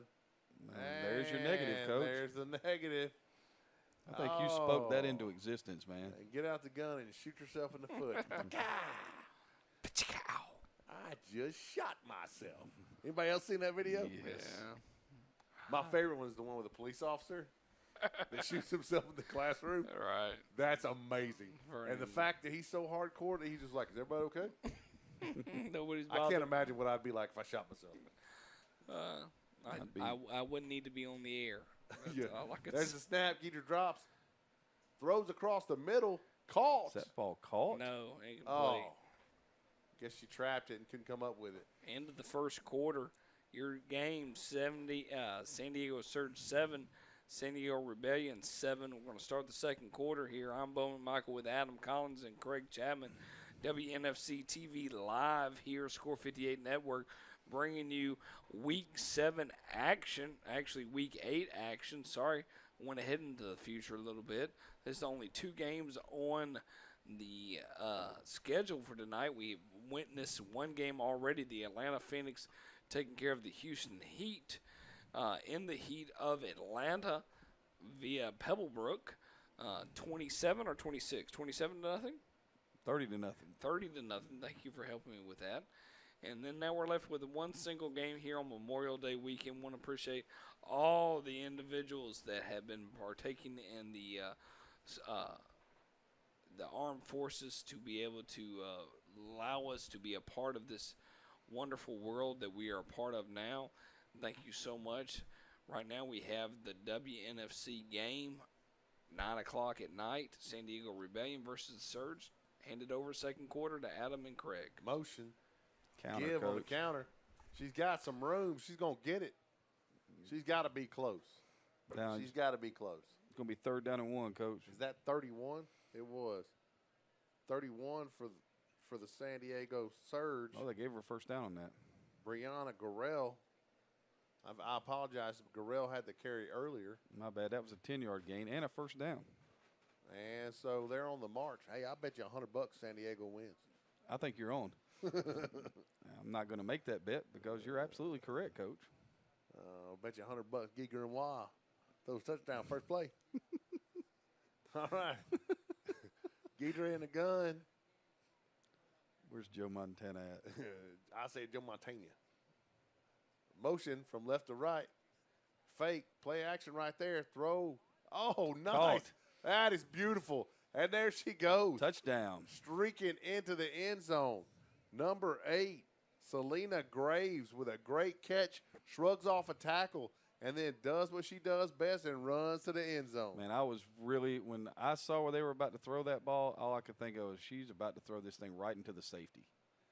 I mean, right into the safety. And then she let her clear for a touchdown. That was really nice. It was a good job holding. As you can see, the run before this. That's down to the 45. That last play was a 45-yard touchdown. Snap, hold, screen flip, and motion, and commercial. All right, and looks like we're having some technical difficulties with the crew on San Diego. I'm completely baffled at what just happened. This is definitely a Paul situation. You know, my name's Paul. That's between y'all. You know. So we don't know if it's 13 or 14. We didn't get to see the point after attempt. As the song says, it ain't my fault. Surge. They just threw a touchdown. It was beautiful. Absolutely. She waited long enough to let her clear, hit her. She shrugs off a tackle and then runs. 45-yard touchdown, and it's either 13 or 14-7. We do not know yet. And so the Surge steal a possession. Stole a possession, so they've played make it, take it right here between the first and the second quarter. Yeah, if you can play make it, take it football, you're going to win a lot of games. And we were talking a little bit in the injury break about things that impress you about the WNFC. One of the things is the coaching. We've commented several times on the organization, but the guts to make that call right there, because you've obviously seen something that you think you can take advantage of, and it benefits your team. You steal a possession, you get back out in front. Now the Rebellion are playing from behind again, and the Surge looks like their offense has gotten clicking. Here's the kick. It's a low spinning kick, going to be picked up at about the 25, brought around the right side, trying to get out, just cannot get there. That was Wynn on the return. Brought down by number 39 for the Surge, Geneva Tyler. Well, the thing about the offense that they run, it lulls you to sleep. The jet, the jet, the jet, the jet, the zone, the jet, the zone, the jet. The counter. And the counter. And it lulls you to sleep. And then you forget about, oh, no, there's receivers, Well, they've thrown 2 touchdown passes in this game. In the first pass, it looked like everybody was waiting for somebody to run the ball. The corner sat in the flat and waited. Nobody covered the straight. It was just a straight release to the back corner of the end zone. There's a snap. Martin drops. Oh, no. Oh, and that's going to the house. That is going to the house. House call. House call. That's going to be a 40-yard interception return for a touchdown right there. Number 33 for the San Diego Surge, Melanie Quijano, and just, total, I don't know. Meltdown, Coach. Yeah, she jumped on that one. And right now, if I'm the San Diego Rebellion coach, I'm just thinking, how do I get my team back? I just lost my team right there. I mean, literally, it was at 158 or 153 in the first quarter. It was 7-0 Rebellion. And we've played, we haven't even played 2 minutes of game, or a little bit over 2 minutes of game time, and the Surge have jumped up by 2 touchdowns right here. I mean, again, you're right. So in the last 2 minutes, the Surge have gone up by 2 touchdowns. And bad snap. And why would you fall on that? I don't know. That's one of those things. That's, it's hard. I always wonder how often these ladies practice, simply because that's one of those things that you really have to work on, because that's an automatic reaction, because you're thinking it's a fumble. You're thinking it's a fumble. Now, I know they can return that for 2, but, where I come from, it's never be tackled outside the end zone with the football. Throw the thing into the end zone, give yourself a chance. Do something. And we saw that, we had our holder one time ran and threw a shot put that went about 90 feet in the air to one of our tight ends that got us a 2-point conversion. When you watch it on film, it was really one of the most comical plays you've ever seen, but it was also effective. They gave us points for it. Yeah, it did. That's all we care about. So now, if you're the Rebellion, what are you doing right here, Coach? Because Martin, she threw 3 interceptions last week, I believe. I know she threw 2. Well, I tell you, you need a big special. You need a spark right here. You need a big special teams play, a huge play from scrimmage. You got to have a spark, or else you're going to fold. Yeah, because, this is very similar to what we saw the last time, and then that happens. And then there goes the kickoff, gets behind Wynn. Oh, wow. And like a heat-seeking missile. That's number 22 for the San Diego Surge. That is a huge play. Roberson comes down and just, like I said, like she was shot out of a cannon. And the wheels have officially fallen off of this car for the Rebellion. Yeah, and I know something about cars that don't run, so. If you don't get this group back quick, this is going to go south in a hurry. And you're looking right here, you got to put the ball in your best player's hands right here. So Martin, there's a lot going to be a lot of pressure and a lot of weight on her shoulders Well, right we here. watched that last week where she just kind of took the game Yes, she did. on her shoulders and played. This tackle is not on the line of scrimmage. Nope. Speed option. And there you go. There's Martin. And nobody wants to tackle her. Everybody was saying, you know what? Everyone's like, maybe I can get a shot from the side. And I do not want to stand in front of her. And that's 8 on first down. So to bring up 2nd down and 2. And, I mean, you've got to use, you got to use your personnel. But you also, every once in a while you got to say, who is my best player? And my best player's got to do something right here to make sure this game doesn't get out of control. And that's Martin. Well, if she runs speed option a couple times and holds onto the ball, eventually that pitch man is going to start. The person responsible for pitch man is going to be like, Creep. She's not going to pitch it, so I'm just going to come on. And there's that little trap counter, and now they're following the guard. Blown up right there. Good job following the guards. Teams that pull the guard will take you to the football. Tackle made by number 97 for the Surge. And that's a loss of 2. It'll bring up 3rd down and 4. Nikki Quest on the play. And that's how you play that. I mean, that's exactly that. I mean, if we were going to show our guys how to play that, that's exactly how we would jump do it. in that guard's hip pocket and run. And they squeezed the front side of that play where there was no immediate lane to run, made the play bubble a little bit, and then the backside runs it down. Martin in the gun, trips to the left, speed option to the right. Got him. And there goes Mercy Scott. She's got a chance. First down. Oh, go down. Great job by Mercy Scott.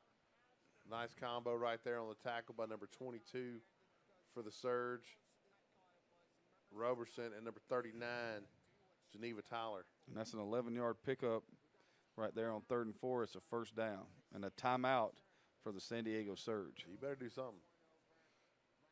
They're moving the ball on you.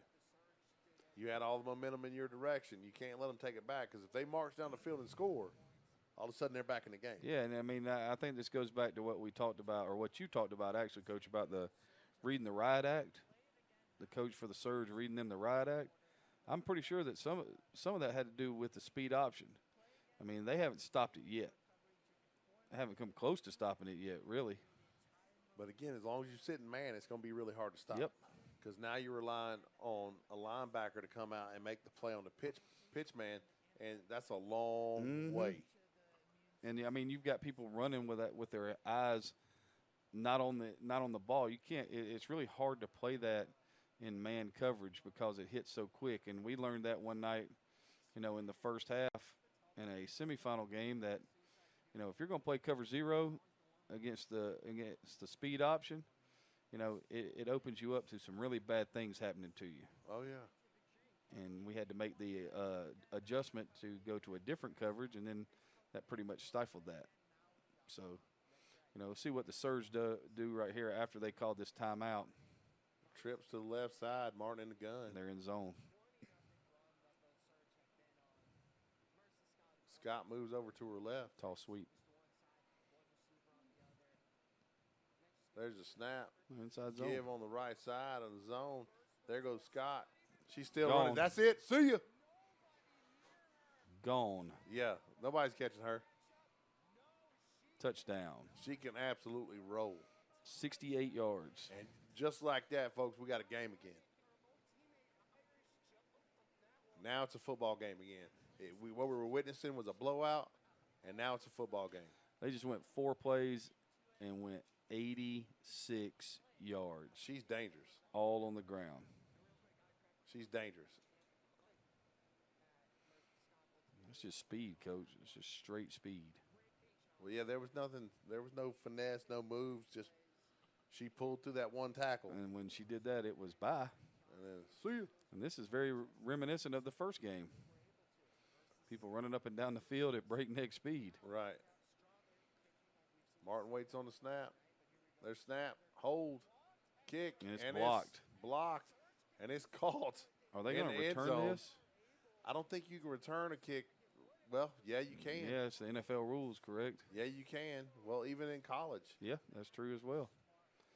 Run out of bounds, though, so no harm, no foul right there. The only difference is that instead of being able to take the lead with a touchdown and extra point, now you can only tie the game. So 20-13 in what has turned into a very entertaining football game right here. We've had just about every twist and turn you can have in the first half. Momentum changes, turnovers, huge plays. Been a lot of fun to watch, Coach. What do you think? I like it. I do too, man. This is just what we signed up for. Yeah, this is always what you're looking for. And, you know, like I said, this just goes back to how wide open the West is. You know, what you're watching is you're watching a team that's supposed to be the number 3 team on that side against a team who's the number 5 team, and they're very evenly matched. Yes, sir. You know, I think if you look at 1 through 5, I think those teams, you know, that game could go either way if most of them play. You know, Utah could have a slight advantage because they run a funky offense. And they have huge backs, and a lot of them. Yes. The number of people's getting ready to be a factor. Kick picked up at about the 10-yard line, coming around the right side. Whoa. Oh, tripped up right there. I really thought Guidry was gone. I think it was number 69 right there that tripped her up for the Rebellion. They better be glad she did, because it have been going a long way. That is a dagger in the heart, buddy. Casey Grierson, I think, is who tripped her up. Because she was running, and I was like, whoa. And then all of a sudden she just fell. Here comes one cut to the end zone, and Yeah, it was fixing to get ugly. So because you just drove and scored, and then they scored on the kickoff return. It's the most gut punch in the world. Yeah. You know, the Surge had one as well, because they called timeout to figure out what they were going to do to stop an offense, and the next play went 68 and out the gate. So, you know, there's been numerous momentum shifts, and 1st and 10 right here for the Surge at their own 42. There's a snap. There's a quarterback counter. I was waiting on it. And there goes Guidry. And she's going to be brought down. Nice play right there by number 55 for the Rebellion. I made a comment about them being in empty. We hadn't seen that because they ran that quarterback counter very effectively the first time they played the Rebellion. They just got to it a different way in this game. Made a little fake to the toss sweep. Had the quarterback counter on the backside. Very well designed. 18-yard gain and a first down. Katrina Walter saved a touchdown right there. Because Guidry was definitely headed for the end zone. It looks like this game is going to take on a very offensive nature right now. Yeah, it's so weird. It didn't start that way. No, it did not. Guidry in the gun, motion from right to left. Give on the jet around the left side. She's got some room. She's got some help. Wow. Nice play. And that's probably going to be, that should have been 15. Another 14 yards right there. You're not allowed to throw people to the track. Another first down. That's the 7th first down of the first half, Coach. Nice run there by C.J. Collier. Good job using her blocks. I just saw the referee wind the clock, and the clock is not winding. There it's winding. As we get to 10-20 in the second quarter right here, Surge 20, Rebellion 13, and the Surge are on the move again. Yeah, what started out as a defensive struggle, I think, is going to turn into a track meet. Yeah, and I'm here for it, Coach. And that's easy for me to say, but yeah, I believe. That's all, folks. Motion from left to right. Looked like they jumped right there. Got the go route. Oh. Had a receiver, just couldn't connect. Really was going to have to drop that one in. Got help coming over the top right there for the Rebellion. She had some space, but you're right. It wasn't a whole lot. It wasn't like she was wide open. It was going to take a nice, window throw right there to make it happen. Either that or the ball should have been thrown a little earlier. Yeah, but this is the reason why I like watching teams like San Diego, and I like watching Seattle, because everything they do builds. One play will build on another play, and we've seen them with this jet motion. Right now, the Rebellion defense doesn't know what they're going to get. I look for quarterback counter here again pretty soon. Guidry in the gun. Motion from left to right. Give on the inside zone. Blown up by Martin. Blown up by Martin. You got to stay away from her. They pulled the backside guard and tackle on that, Coach, and Martin just followed. And that's a loss of 2 right there. You better kick her with somebody or do something. That's going to bring up 3rd down and about because the center's not going to shoe shine her. She's not going to get to her. Lost a 3 on that. Going to bring up 3rd down and 13. She's not going to get there. You got to use a back or somebody to get in her way. She's too good a football player to try to pull that. Now you got 2 downs to get 13 yards. So what are you looking at right here? I'm looking at they better call timeout because they've been in the huddle for a long time. Well, they moved Martin inside, so I'm probably running jet to the right. They're going to throw it. Oh. Did she catch that? She did. I don't know how. 1st down. Nice. Man, that was huge. Gain of 17 right there and a 1st down. I thought for sure it was going to get batted down. I mean, just squeezed it in. Little switch concept. Oh, if she throws the ball at the sideline, it's a touchdown. Right. The wheel route up the sideline, nobody was at home. Now I'm calling it again, Coach. I'm waiting on quarterback counter again. Guidry in the gun, double set. There's a snap. Drops. Quick throw out the left side. Cannot connect. I think that was perhaps was intended for Collier. Mm-hmm. And she was there. If she catches that ball, she might turn the corner, head to the end zone. 2nd and 10 right here from the 14. What you thinking, Coach? Jet right here. First of all, let's find where 47 is at. Okay. They slid her out again.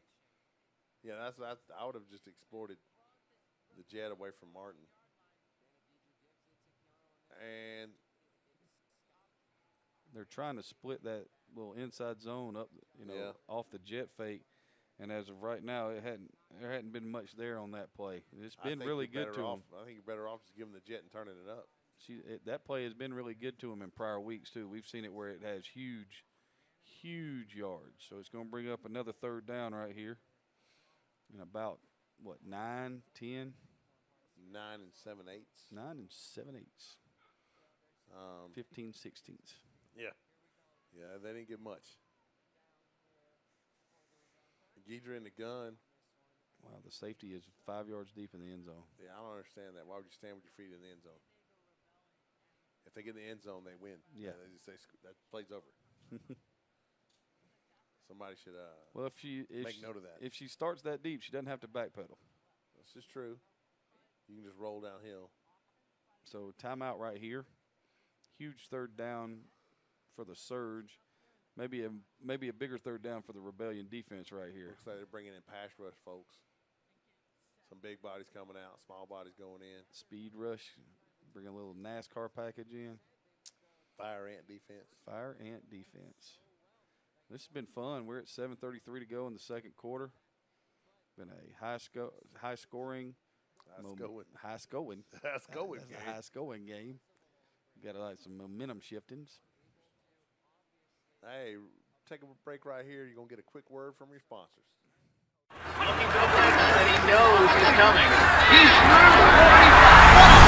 People, we're out here, heart and soul.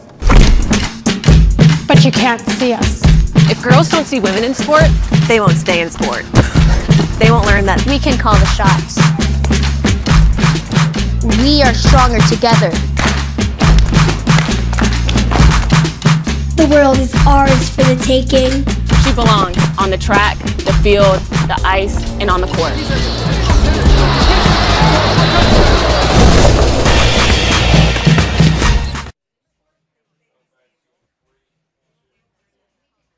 All right, back to action here. Gun, doubles look. Motion from right to left, little stumble there. Guidry calls her own number, splits the middle of the field, and she's going to be close. All the way down to where they're going to spot her down. Looks like the 5.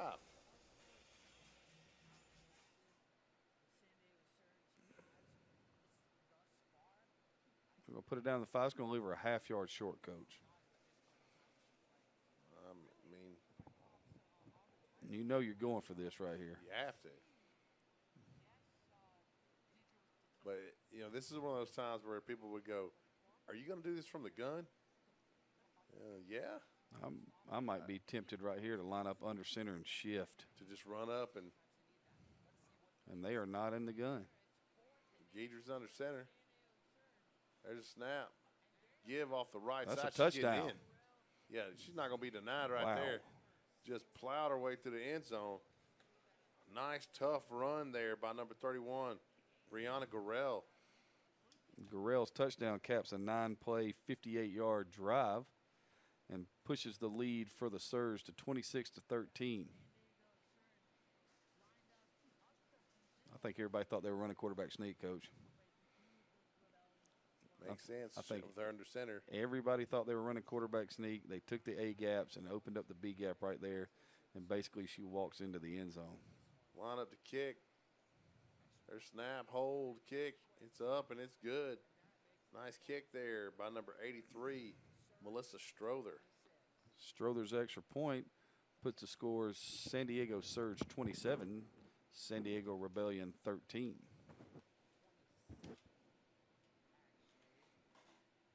So with 6:29 to go here in the first half, we've got a 2-touchdown game. And it looks right here like, we talked about it last time. The Rebellion have got to just keep putting the ball in Martin's hands, forcing the Surge defense to take her, opening up other opportunities for, the rest of their offense. It worked really well last drive as they went 86 yards in 4 plays. Better be alive on the front line. The Surge has already snuck in an onside kick tonight. So see what happens.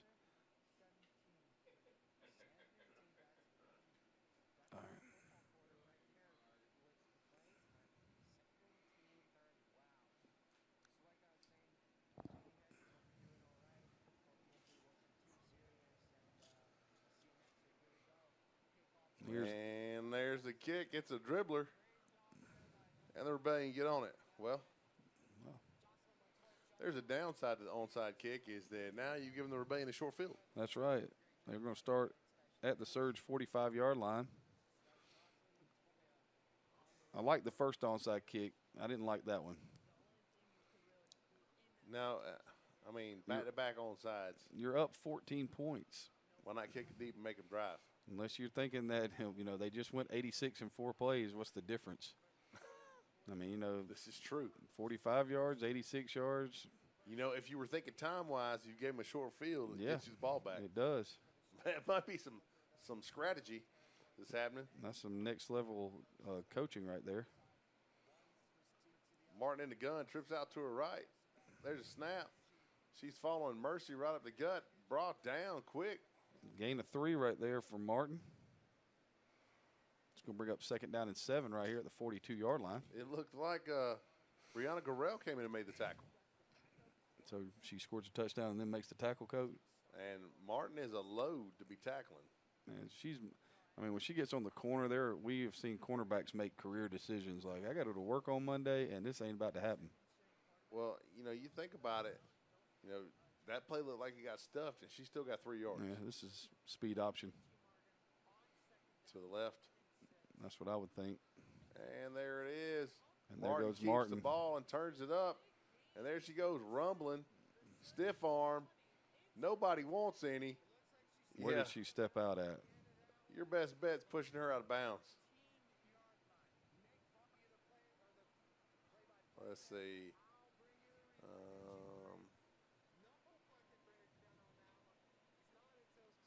Maybe the 20? Nope.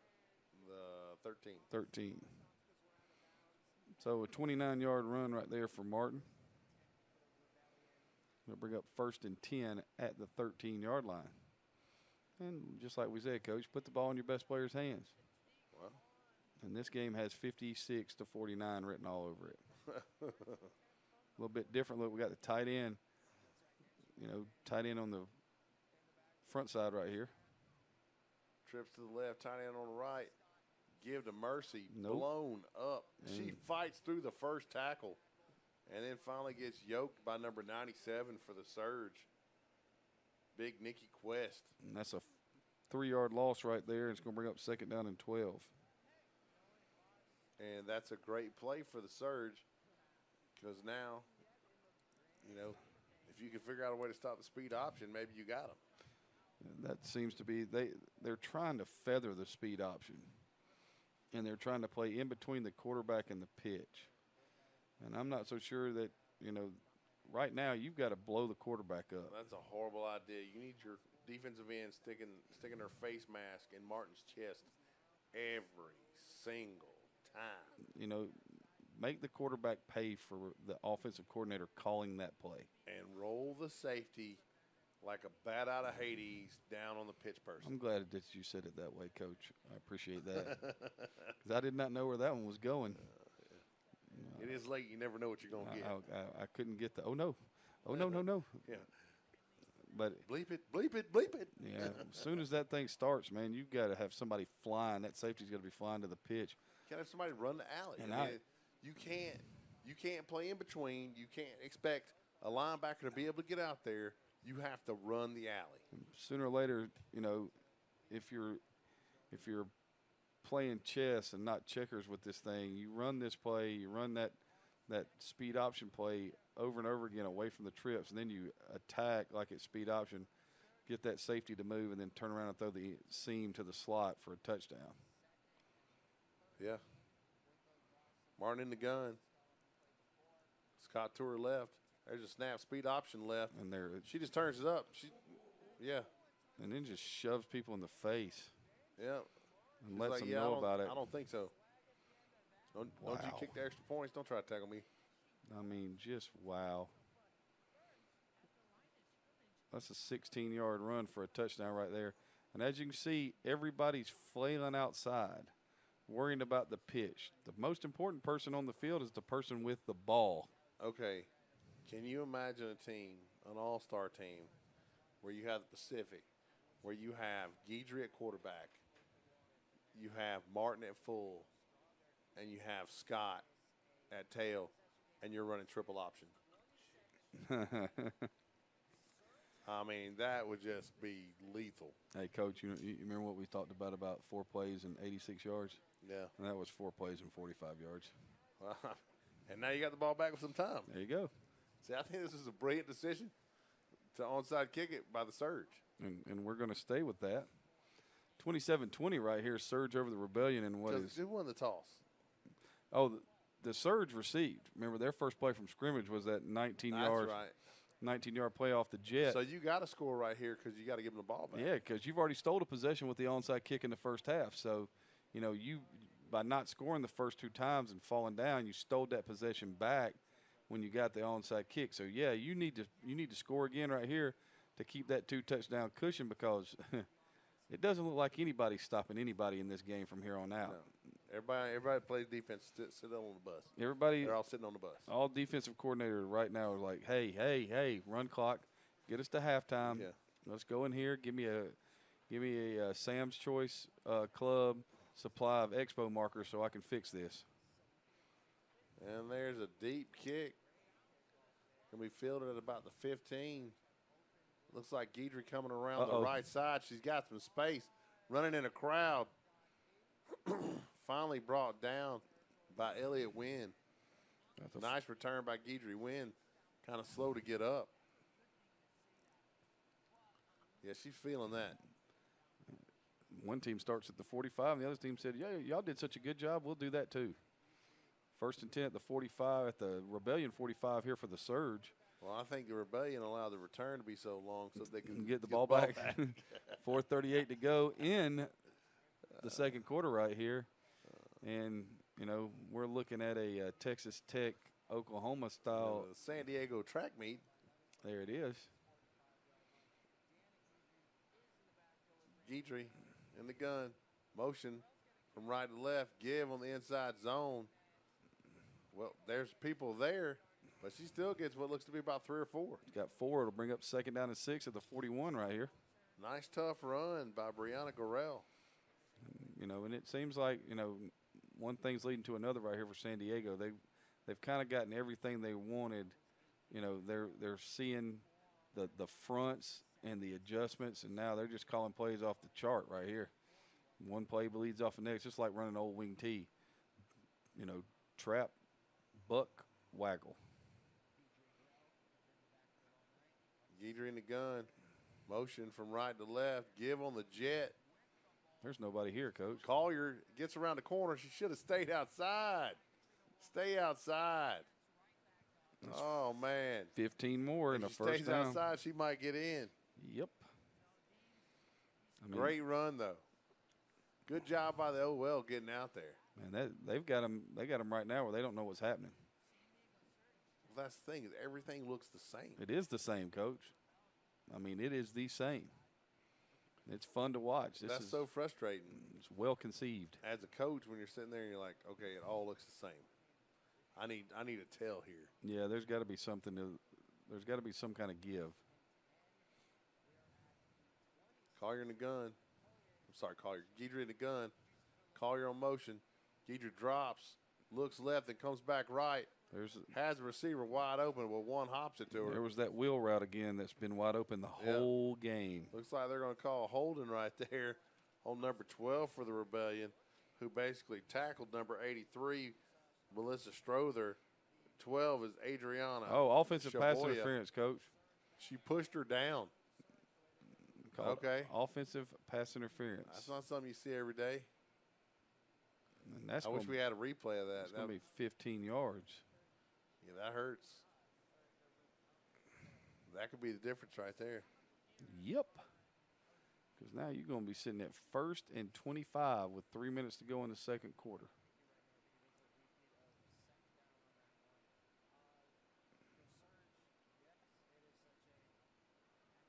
Surge comes back up to the ball. Well, it's not 1st and 25. They only marked off 10, so. Okay.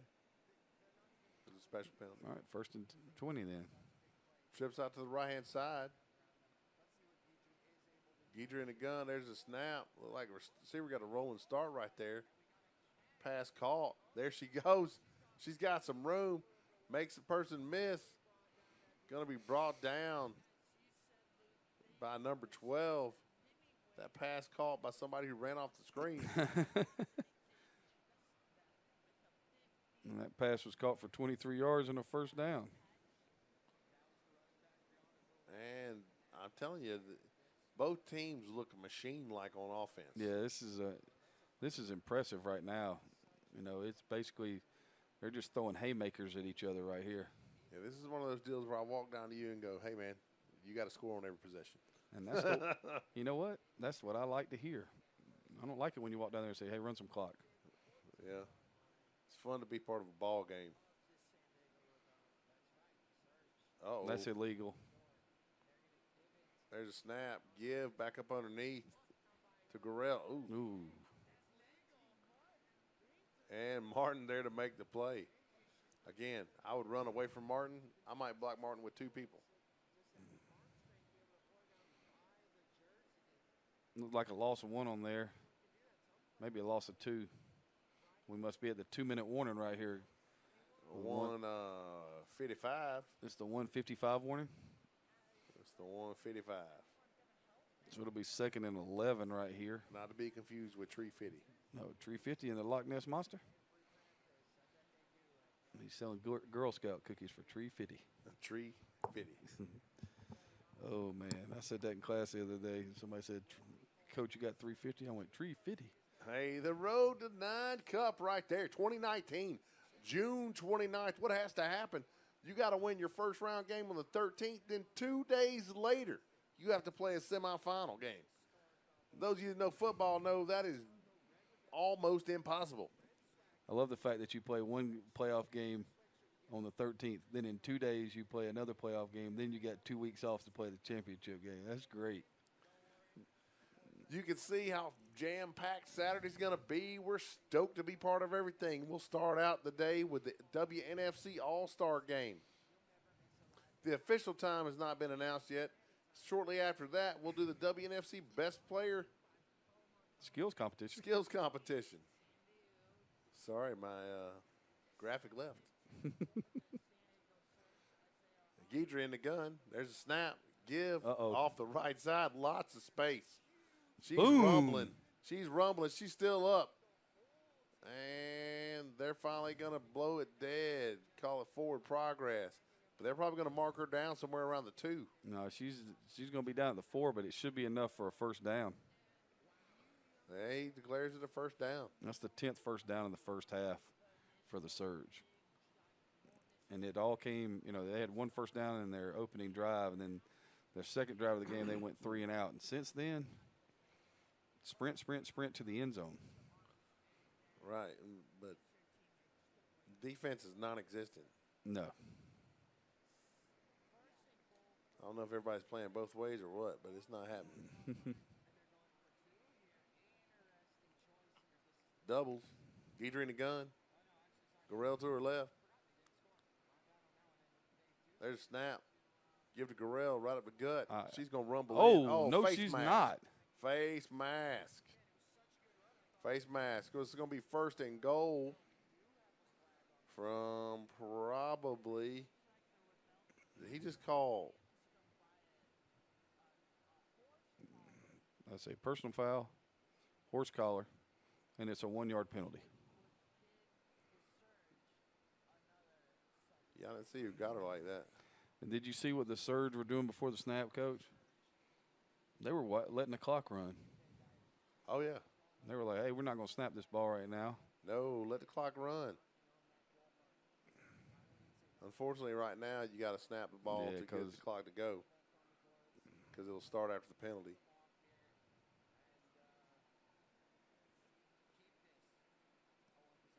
Motion from right to left. Guidry called her own number. No, sir. It's actually assist them. Because I imagine the next play is going to be Garrell off the right side. They've had some funky blocking schemes. One time they pulled both guards the opposite way.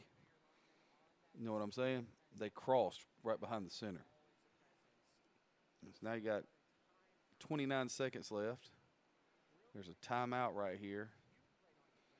So, what are you thinking right here, Coach? You're going to get jet right here, quarterback follow, a pass. I think I give it to Garrell. She can fall forward and get a yard. All right. Key is that they've called timeouts, and we haven't seen exactly who's been the timeout's been given to. So I know this is at least the second timeout from the Surge. I'm not so sure it's not the third. So, if you don't have another timeout left and you run the ball and you don't get it, you better be up on the football ready to go. Well, yeah, you call 2 plays right there.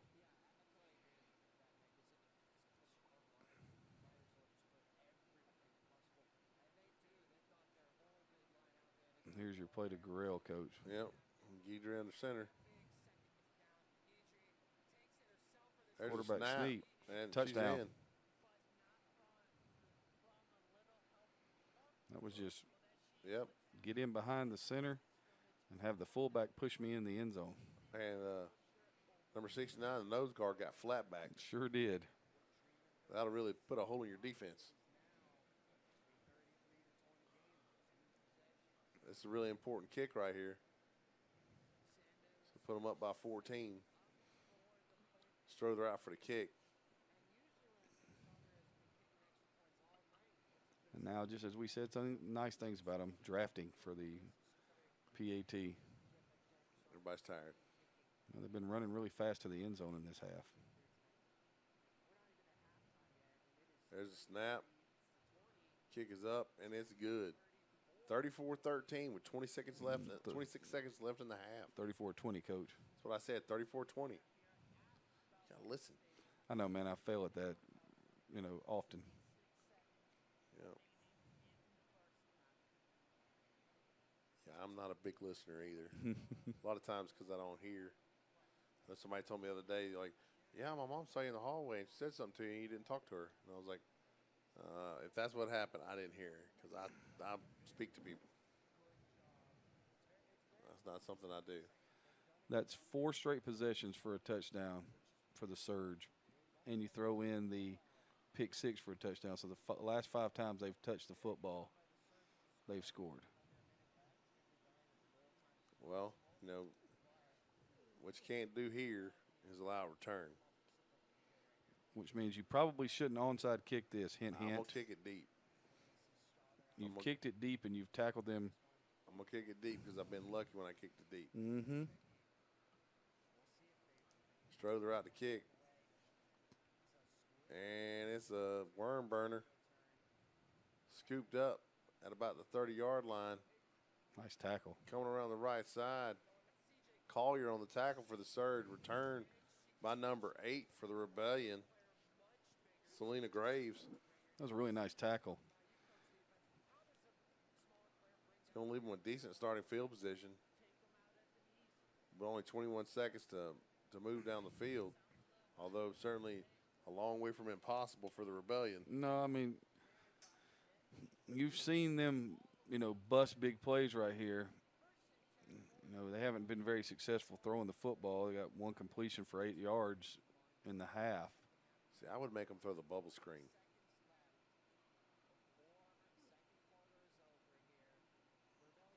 I'd run the speed option.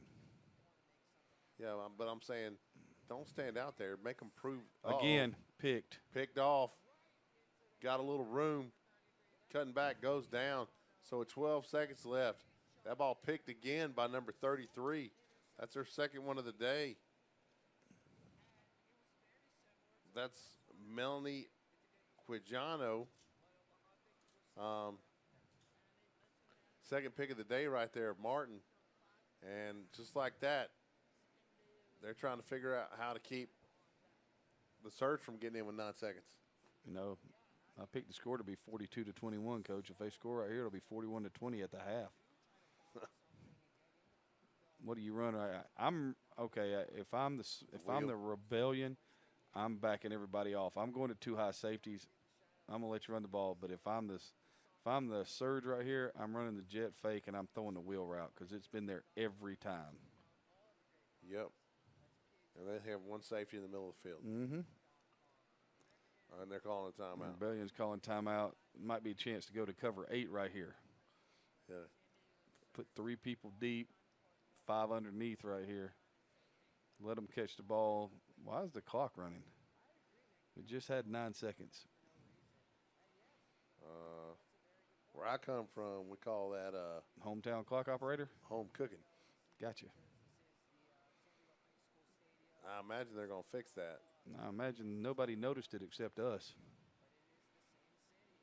Because if I just saw this happen, there's a vein sticking out of the top of my forehead. And There we go. They got it back. I'm like the same color as the Rebellion pants.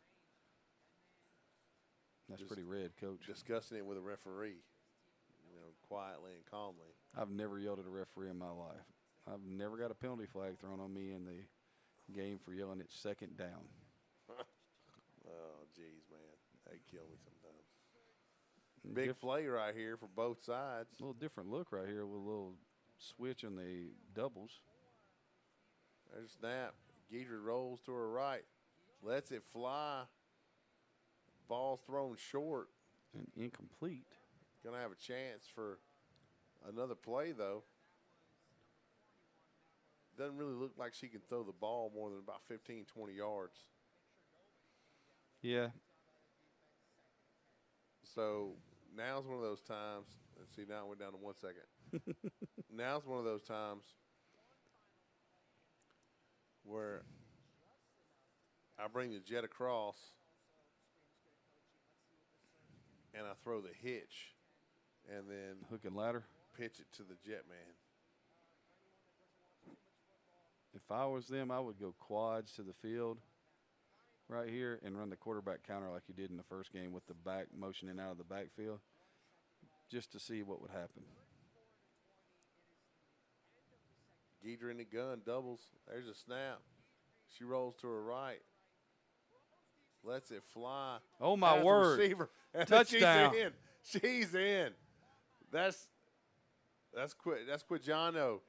She has had a huge game. Huge game. Wow. If I'm not mistaken, that's her second touchdown. It is. Her second receiving touchdown.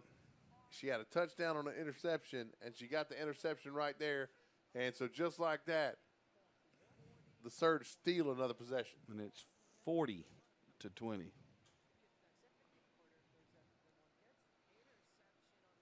Strother out to kick.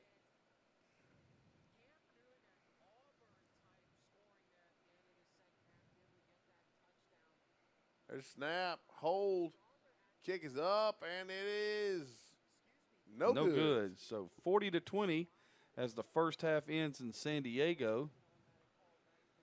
And you got to go in the Rebellion feeling pretty sorry for yourself. Yeah, I mean, this is not what, I mean. Being like, man, we just climbed back into this game, and then we came out here, and we let them get up again. That's a bummer. So that's taking us to halftime.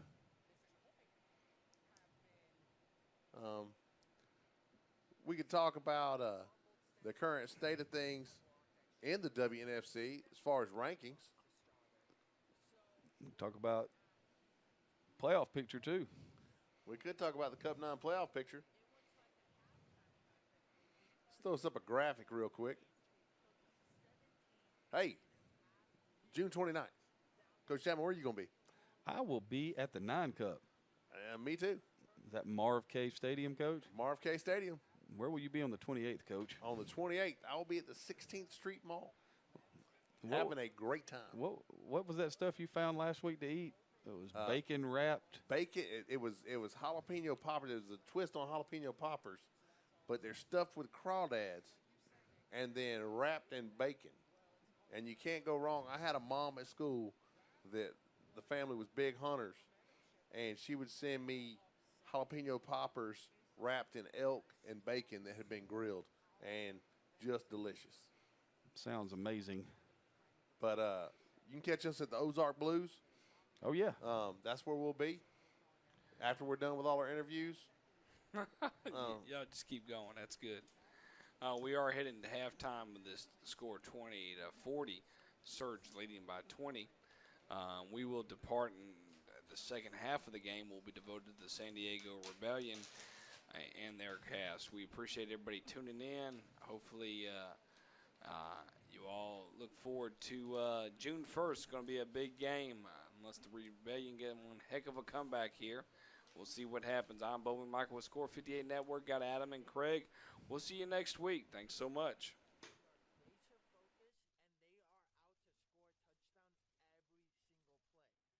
However, the Rebellion, when they are focused, they can stop the San Diego Surge, but they could also add points to the board.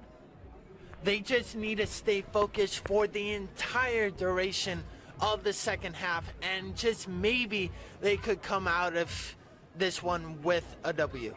Yeah, it's 40-20. Obviously, the ball is in the Surge's court right now. We may be at the Rebellion home field, but the Surge have made this place. They're very comfortable here, obviously. 40 points at the half. I'm excited to see what happens here. It's definitely not over. I mean, it was 7-0 not too long ago, and then both teams really did go off offensively. I think we have a lot of really good football here in this second half. Stay tuned. Myself, Luke Sutherland, along with Nick Baldwin and Kyle. First half, and a big turning point in this game. It was an injury that in real time stopped the game for 17 and a half minutes, which is longer than an actual halftime.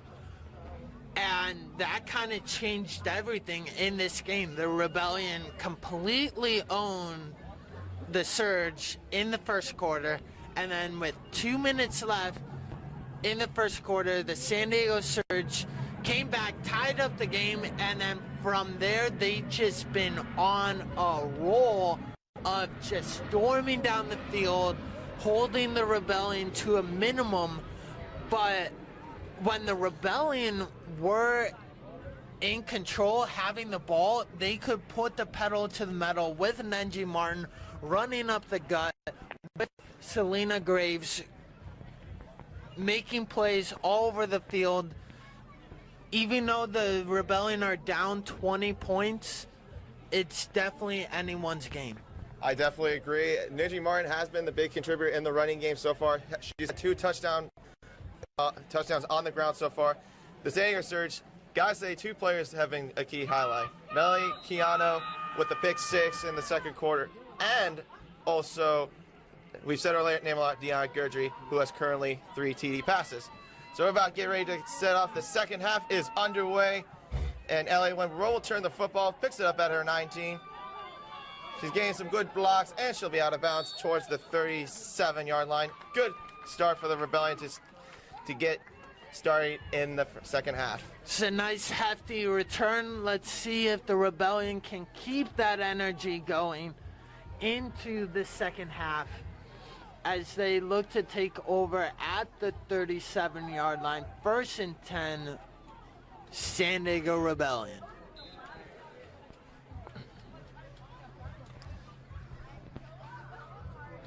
So we're getting ready for the first play of the drive. Ninja Martin still at quarterback. Kay Ott solo on the left side, on the near left side of the line, near side of your screen, and you got 3 receivers to your right. With Mercy Scott in the backfield. And it's a pitch to Mercy Scott. Getting a good block from Grierson. Look at her gaining some good room. And she'll be met immediately at the 47-yard line. And I think she's got enough for a first down for a gain of 10. Just like tackling, also ball carrying is the same principle. The lower woman wins. The lower you are, the better, more power you have to be able to run through your opponent rather than getting stood up, which was just happened. 1st and 10 once again for the Rebellion. Mercy Scott still in the backfield. Same formation, 3 receivers to the right, 1 to the left.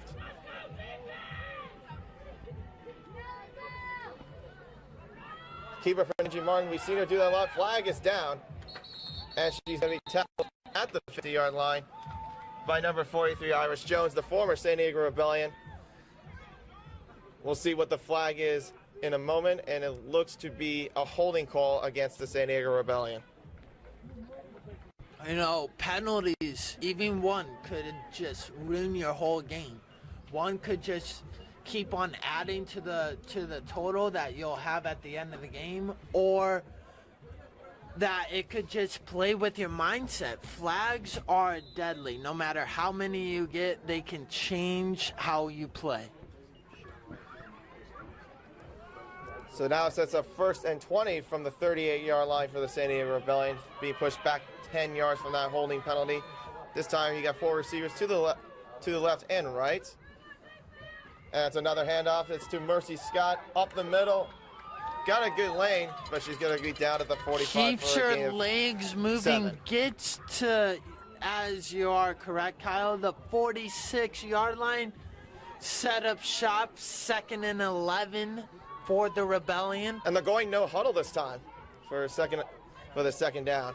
Something we rarely see for the Rebellion. Looks to the air, Nenji, as the ball is dropped. Incomplete pass brings up 3rd down for the Rebellion. Yeah, that was intended for Lanika Manning. We've seen Lanika Manning mostly been her target for Ninja Martin. We haven't seen her have a touchdown yet in the season, but she's been one of the big targets for Ninja Martin. A lot of times, mostly on short passes and screen plays, as we've seen in most cases. 3rd down and 11 for the Rebellion, with 13-18 at the start of the third quarter. Called our Nick Ball line, calling the 3rd quarter action.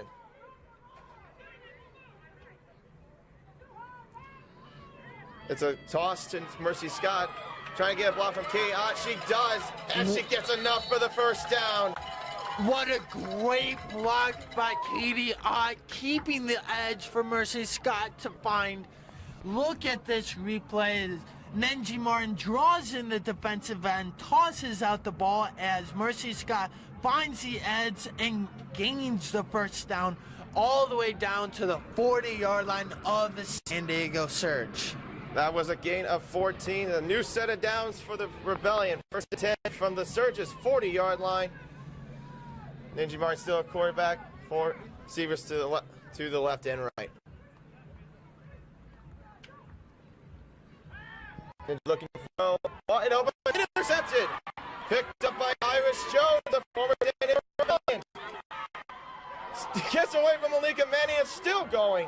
And tackled at the 45-yard line. Another pick for Ninja Martin, her third tonight in this game. Oh, it doesn't matter what happens on what play. You got to play to the end. And Lanika Manning, you kind of saw on that poor attempt for a tackle, you got to play till the whistle blows. And that gave the Surge 5 extra yards. And this is a game of inches. Every yard, every inch matters. I agree. It's a game of inches, yards, anything to keep it. Any key moment in the game.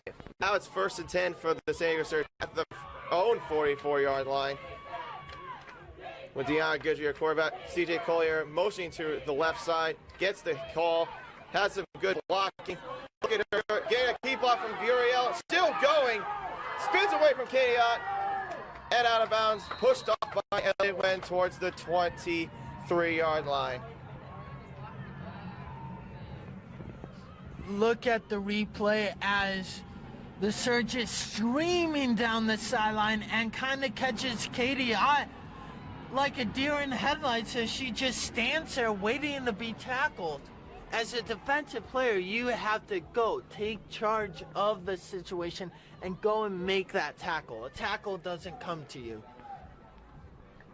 That was a gain of 34, so now it'll be 1st down and 10 at the 24-yard line. With Deanna Goodry still in the backfield at quarterback with Alonso Brian Guriel. This time a motion from number 5, Stovell Jasmine, and she will be brought down met by at the 28. A swarm of Rebellion players. That was Brianna Guriel. Excuse me, that was actually the initial play with the handoff. So a loss of 3. We'll bring it 2nd down at 13.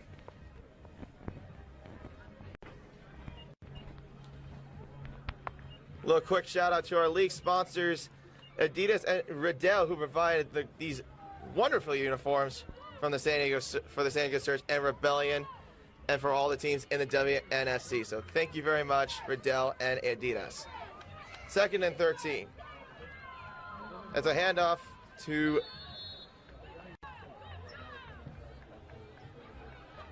number 39, Mercedes Tyler, for a minimal gain on that play. Will bring up 3rd down and 8.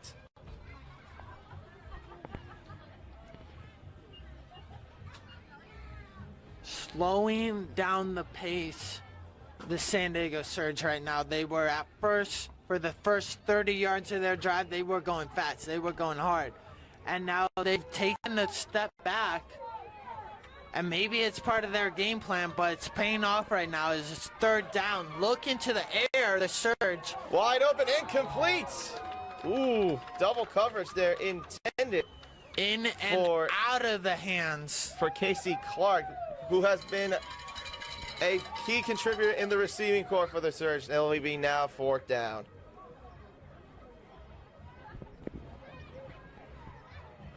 They definitely look like they're going to keep the offense still on the field. I mean, we've been seeing them go for it on 4th down a couple times throughout this game, and they have been successful. Well, one time they were successful. That initially got them the touchdown. 4th down and 5 for the Surge at their 18-yard line.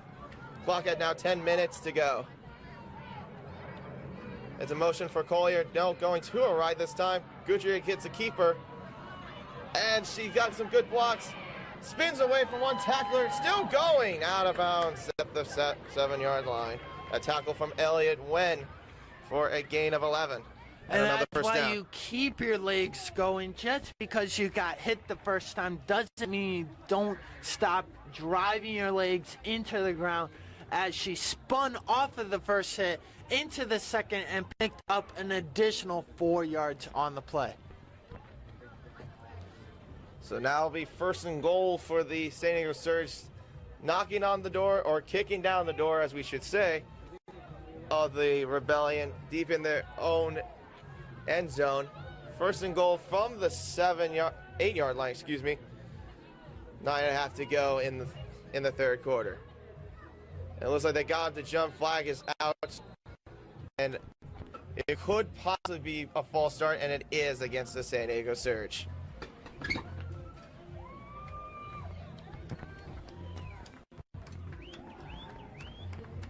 A quick shout out to our today's sponsor, Palomar Media College Media Studies, who was the main sponsor of this game, which is what me, Nick, and Luke have been a part of, and especially bringing you this great game of women's football.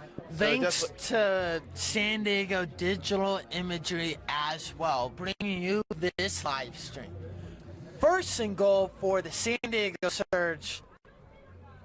Again, a sweep to the right, but is caught by a swarm of Rebellion defenders. CJ Collier again with the call, and she's met at the 10-yard line for a gain of 2.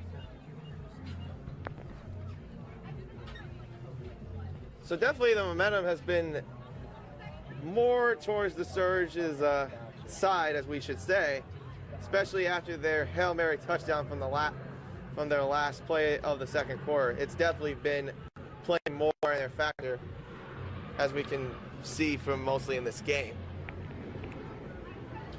Inside the 10, the San Diego Surge have 4 wide, 2 to the left, 2 to the right. Second down, 1 in motion, looks to the air. Goodray still running, wide open, touchdown! Again to Casey Clark, for the touchdown for the San Diego Surge, her second tonight. As we can see on the replay, she has a lot of time getting good blocks from her lineman, rolling to her left, had to throw over her shoulder, and finds Casey Clark, again, for the touchdown.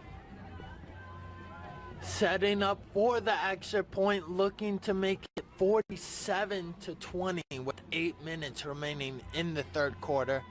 Kick is up, and it's good, making it 47-20, San Diego Surge.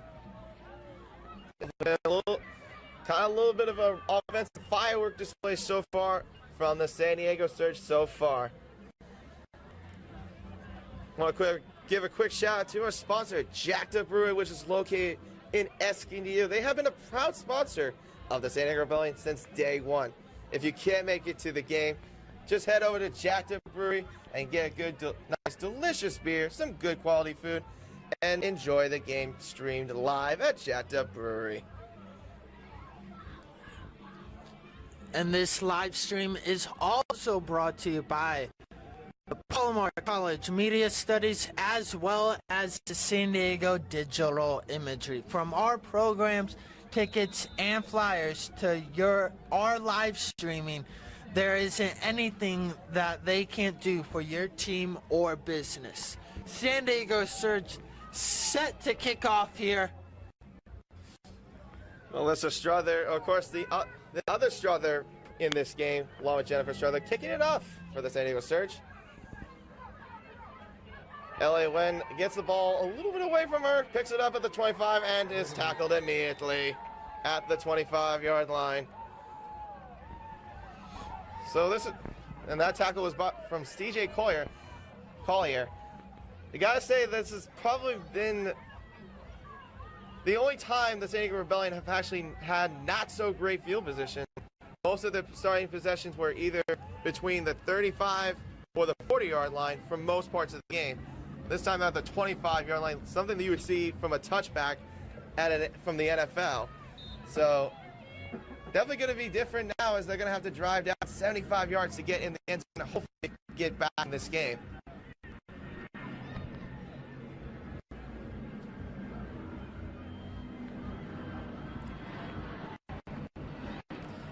First and 10 for the San Diego Rebellion.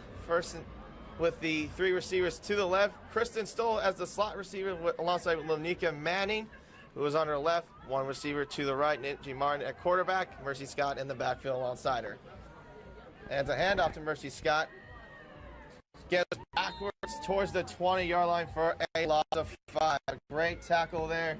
Hopefully you'll see it on this replay here. You watch the far end of your screen, the defensive lineman. Well, you didn't see it on the replay there, but they actually jumped the snap, and that's where your football awareness has to come in. Nenji Martin should have quick glance and just snapped the ball. It would have been offsides, easy 5 yards. So apparently they're at the 21 now. So it's second and 14 for the San Diego Rebellion. Hand off to Scott again. Trying to shed some tackles. Nope, she cannot escape. And is met by a swarm of San Diego Surge players for no gain on the play. Definitely got to say that defensive line of the Surge has been far more aggressive getting on these blitzes, getting towards Mercy Scott and to Ninji Martin, getting into their heads and getting right there to make the backfield tackles for a loss. Just because you're up 27 points, 3 points, 50 points, it doesn't matter. You can never let off the pedal, as that is what the San Diego Surge are doing. 3rd and long for the Rebellion. Run up the middle, but is met by a swarm of San Diego Surge players short of the first down, making it 4th and about 3. Mercy Scott definitely has a lot of room in that backfield, I would say. She could have probably cut left, I would say, from that initial run, and maybe she would have gotten at least a little bit more yards, if not maybe a touchdown. So they're going to go for 4th and 3 for the San Diego Rebellion. A key moment in this drive, more importantly also in this game, with 5:53 to go in the 3rd quarter. It's a keeper for Ninji Martin running up the middle. Balls away. She got lane, an open lane, and she is going to go all the way.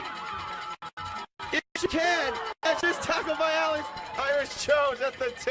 And here, we're going to have it on the replay here. Nenji just using her powerful footwork, powers through the free safety, runs all the way down to the 3-yard line of the San Diego Surge, and that brought this crowd to life. The San Diego Surge are, the San Diego Rebellion are now just 3 yards away from pay dirt to bring them within 3 scores of tying this game. A huge play on that, 67 yards, 1st and goal from the 3. Big moment in this drive.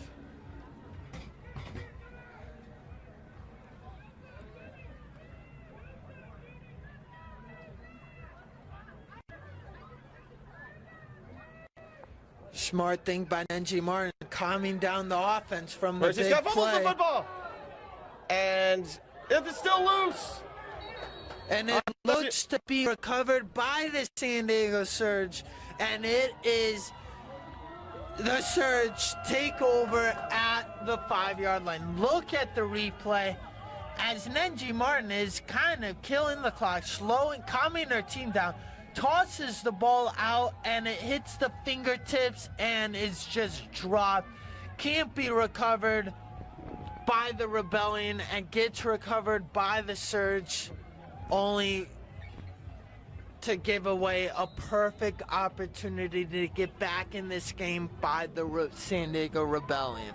Oh, that's a killer blow for the Rebellion. So close to the end zone, only to fumble it at the 3-yard line. I thought for a moment Mercy Scott actually had the football. And that is why this is a marathon game. You have to be focused every single play. From the first play of the game to the very last play, you can't let up. And that is a prime example of the San Diego Surge. All right, so we get the chain gang going again. They're in their proper spots. 1st and 10 from the 5-yard line. And it looks like it's going to be a false start against the Surge. It looks like Jessica Cable jumped a little bit too early on that, so they'll be half a distance to the goal. As Luke said earlier in today's game, that hard count could actually be a little bit too hard and get your own team to jump off sides. So it'll be 1st and 13 for the Surge. Hand out to Brianna Gurriel. It's immediately by Ninji Martin, showing that frustration, trying to get to the backfield, and she does for no gain on that play. If the San Diego Rebellion could actually get a safety on this drive right here, that could turn the whole game around. And it'll be a long, big mountain to climb, but a safety could do a whole lot for this San Diego Rebellion team. A quick rundown. We have now 3:45 left in the third quarter. And it's a handoff to C.J. Collier. Tries to escape, but she cannot escape from number 67 on that play. And she is met in the backfield.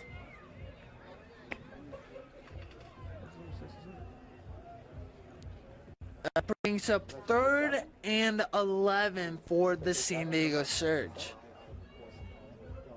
The San Diego Rebellion are playing with a bit of a chip on their shoulder right now, as they, wouldn't you say, Kyle, that they feel like that touchdown was almost taken away from them? Oh, yeah. I mean, like I said, when you fumble the football close to close to the end zone, when you're so close, that's definitely a killer right there. 3rd down and 12 for the Surge. The tackle actually was made by Jocelyn Montoya from that last play. It's a keeper for Deanna Goodry, trying to break away, trying to set some tackles, still on her feet. And still on her feet. And tackled at the Those 13. shadow legs are mighty powerful, Kyle. She kept on moving, and she could not be brought down. But as a defender, that is why you wrap up at the legs. Your first shot should be going for the legs. Head up, arms out, wrap up at the legs. So it doesn't look like the Surge are going to go for a 4th down. We've seen do this numerous times, but this time they're not. They're going to punt the football. Melissa Struther will punt the football. Elliott Wen, she got one punt return for a touchdown so far this season. That was against the LA Bobcats last month. 1:45 to go.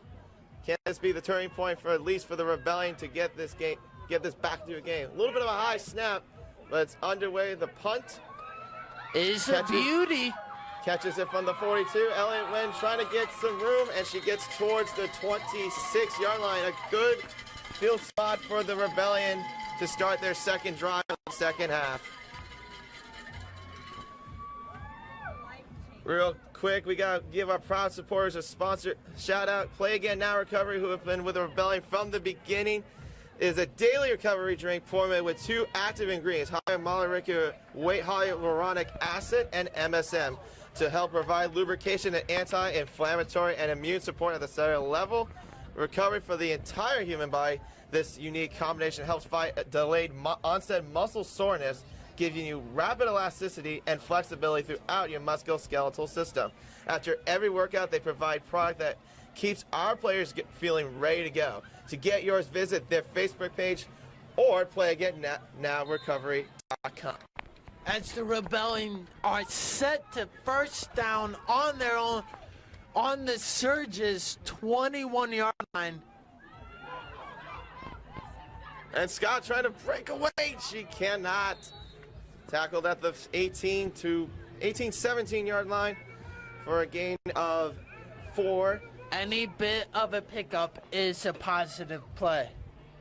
You always have to remember that. A positive play of a yard or 10 yards is still a positive play.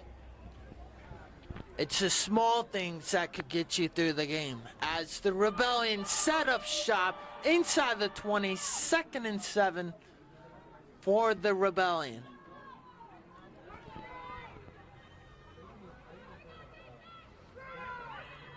Looked like Ninja was trying to punt. She tossed it still, but still going backwards to the 25. I don't think that was the smartest thing to do there by Ninja Martin. We were all cringing up here in the press box. We see Nenji Martin hold the ball out, and we're like, oh no, she's thinking about, no, she actually tossed it. But she actually didn't lose as many yards as if Nenji were to have the ball. So there is a positive out of a negative.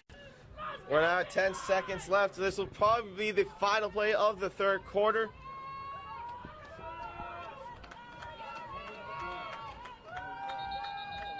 And they cannot get the snap out in time. That is the end of the third quarter. Score 47-20. San Diego Surge, a flying third quarter. And gotta say, this is going to be the make or break point for the San Diego Rebellion on this drive.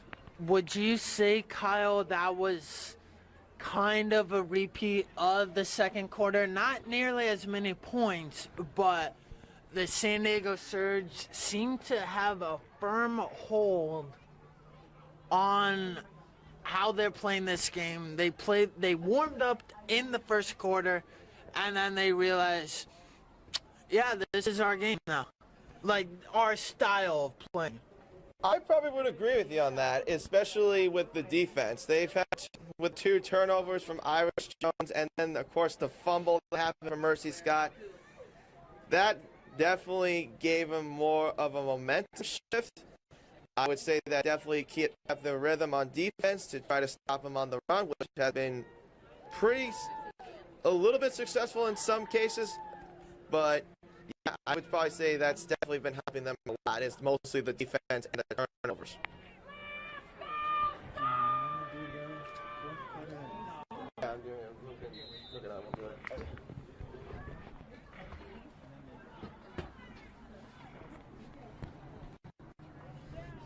So we'll get ready. Luke Sutherland will now join me in the fourth quarter.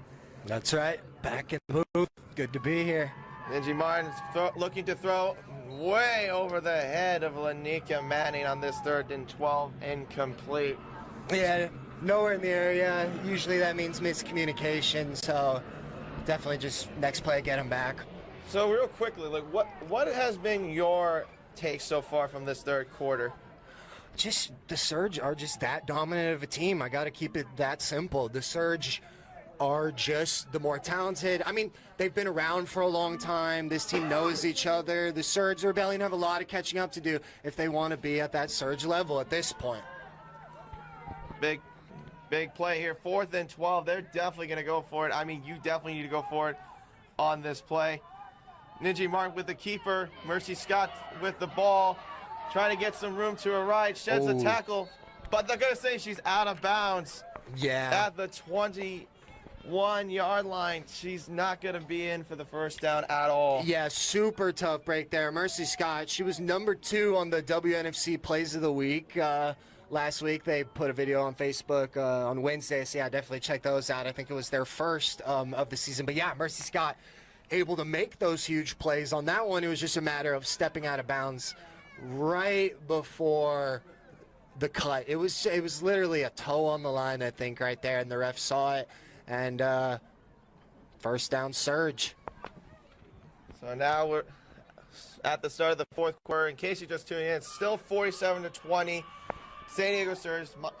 Me, Kyle Dyer, alongside with Luke Sutherland commentating the last bit of the game. It's a handoff to number 33, Melly Cuyano, and she'll be tackled out of bounds close to the 31-yard line. And I think she's close to the first down marker. Yeah, good run there. It was kind of similar to Mercy's run. She thought she had a little more room to go, but she stepped out on the line there. So both sides feeling the wrath of that long white line that surrounds the whole stadium, the whole football field.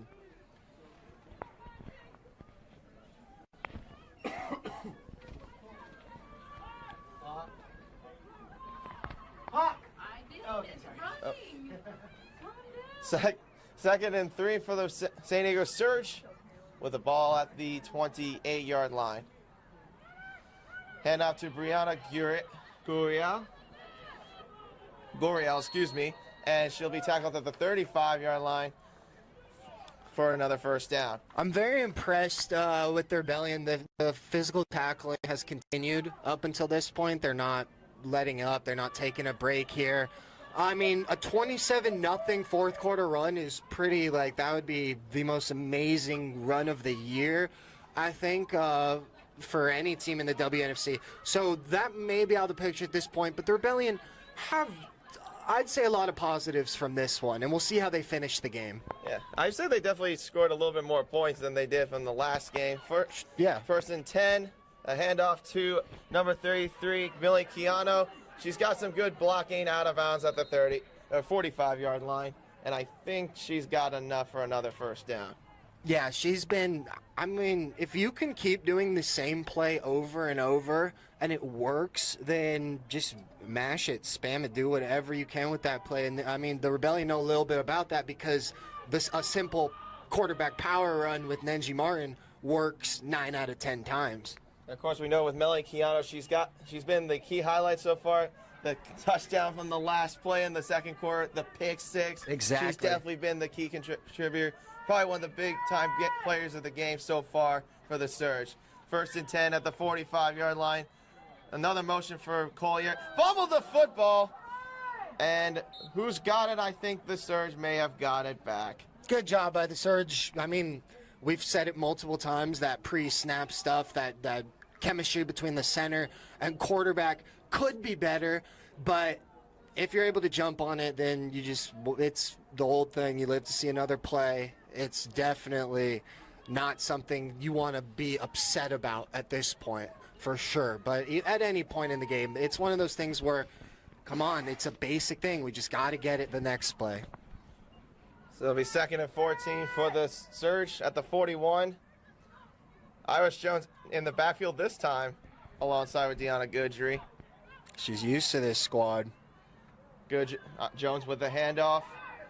And met by Ninji Martin. Ooh. Oh, my goodness, what a hit from Ninji. And that was Irish on the run? That was Irish Jones on the run. Ninji saying, welcome back. I remember you, Irish. That's, probably some practice memories for Irish on that hit there. Old teammates going head-to-head on that one. Like we've mentioned a few times, Irish Jones, former Rebellion player.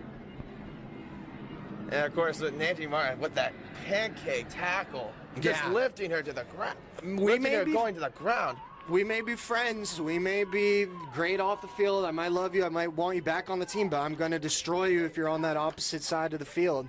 3rd and 15 for the Surge. Goodry rolling to her right this time, trying to look for someone. Heaves it up. Oh, and almost intercepted from Katie Ott. KO could not get it. One of the main forces of this Rebellion roster. Majority of the time, Katie Ott makes that pick. She looks to be limping a little bit. Let's hope that she's all right. That's tough at the end of that one. That is actually she's doing just fine. Yeah, that's actually Lanika Manning limping off. Katie Ott was the one that was unable to bring down the interception there. Super tough play.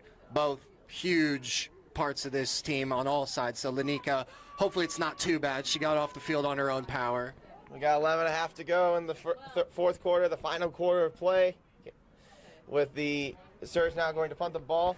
Melissa Struther, one of the other Struthers, like we've been saying a lot in this game. They've been getting action.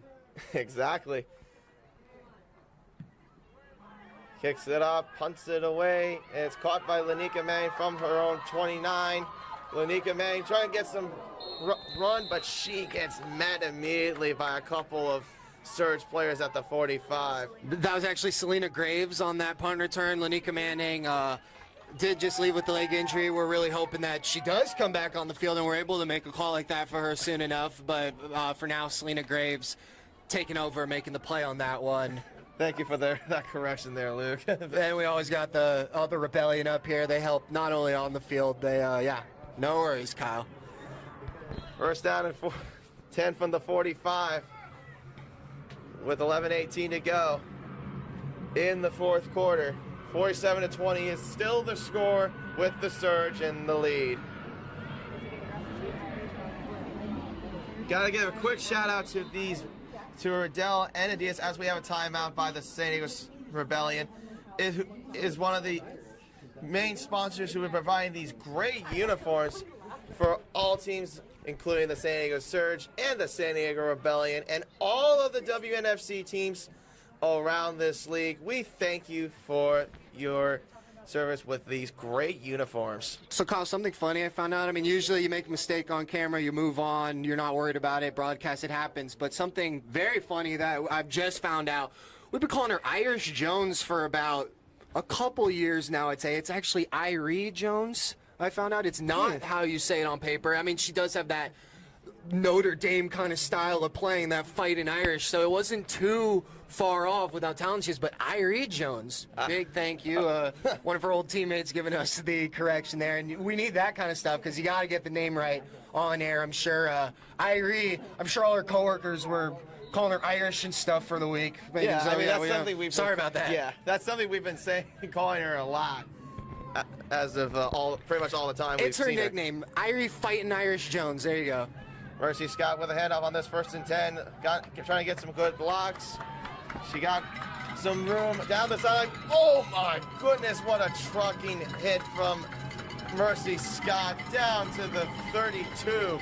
A good run for the San Diego Rebellion. Yeah, and a gain of 22. Run. Mercy Scott, she's not giving up. She's going to keep making plays no matter what the score is on the board. And that's the kind of players that you got to have on your team. Those are winners.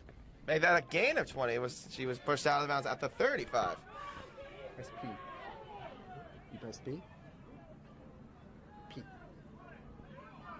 1st and 10 at the 35. Ninja Martin still a quarterback. Mercy Scott alongside her. 2 receivers to the left, 1 to the right. Mercy's got the call again. She's got a little bit of a wall this time of surge players, and she goes absolutely nowhere. Yeah, really strong tackle there. Both sides have been just staying so physical right up to the very end.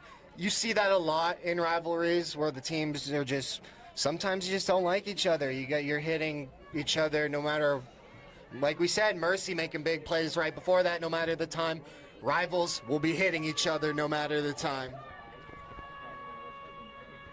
I would say this is probably the biggest drive so far in the Rebellion. I have said that a few times, that this is definitely crucial, especially with the time winding down. 2nd and 11. Keeper for Ninja Martin. Nice. Trying to get some blocks. And she's gone. Touchdown, San Diego Rebellion, 36 yards, and her 3rd touchdown of the game. Nearly untouched. So, Kyle, is that 8 touchdowns in the last 3 games? I would probably say that's a good number right there. Yeah, that's a very good number. 8 touchdowns for Ninja Martin in these last 3 games. She's got 3 tonight, like you just mentioned. 3 on the ground.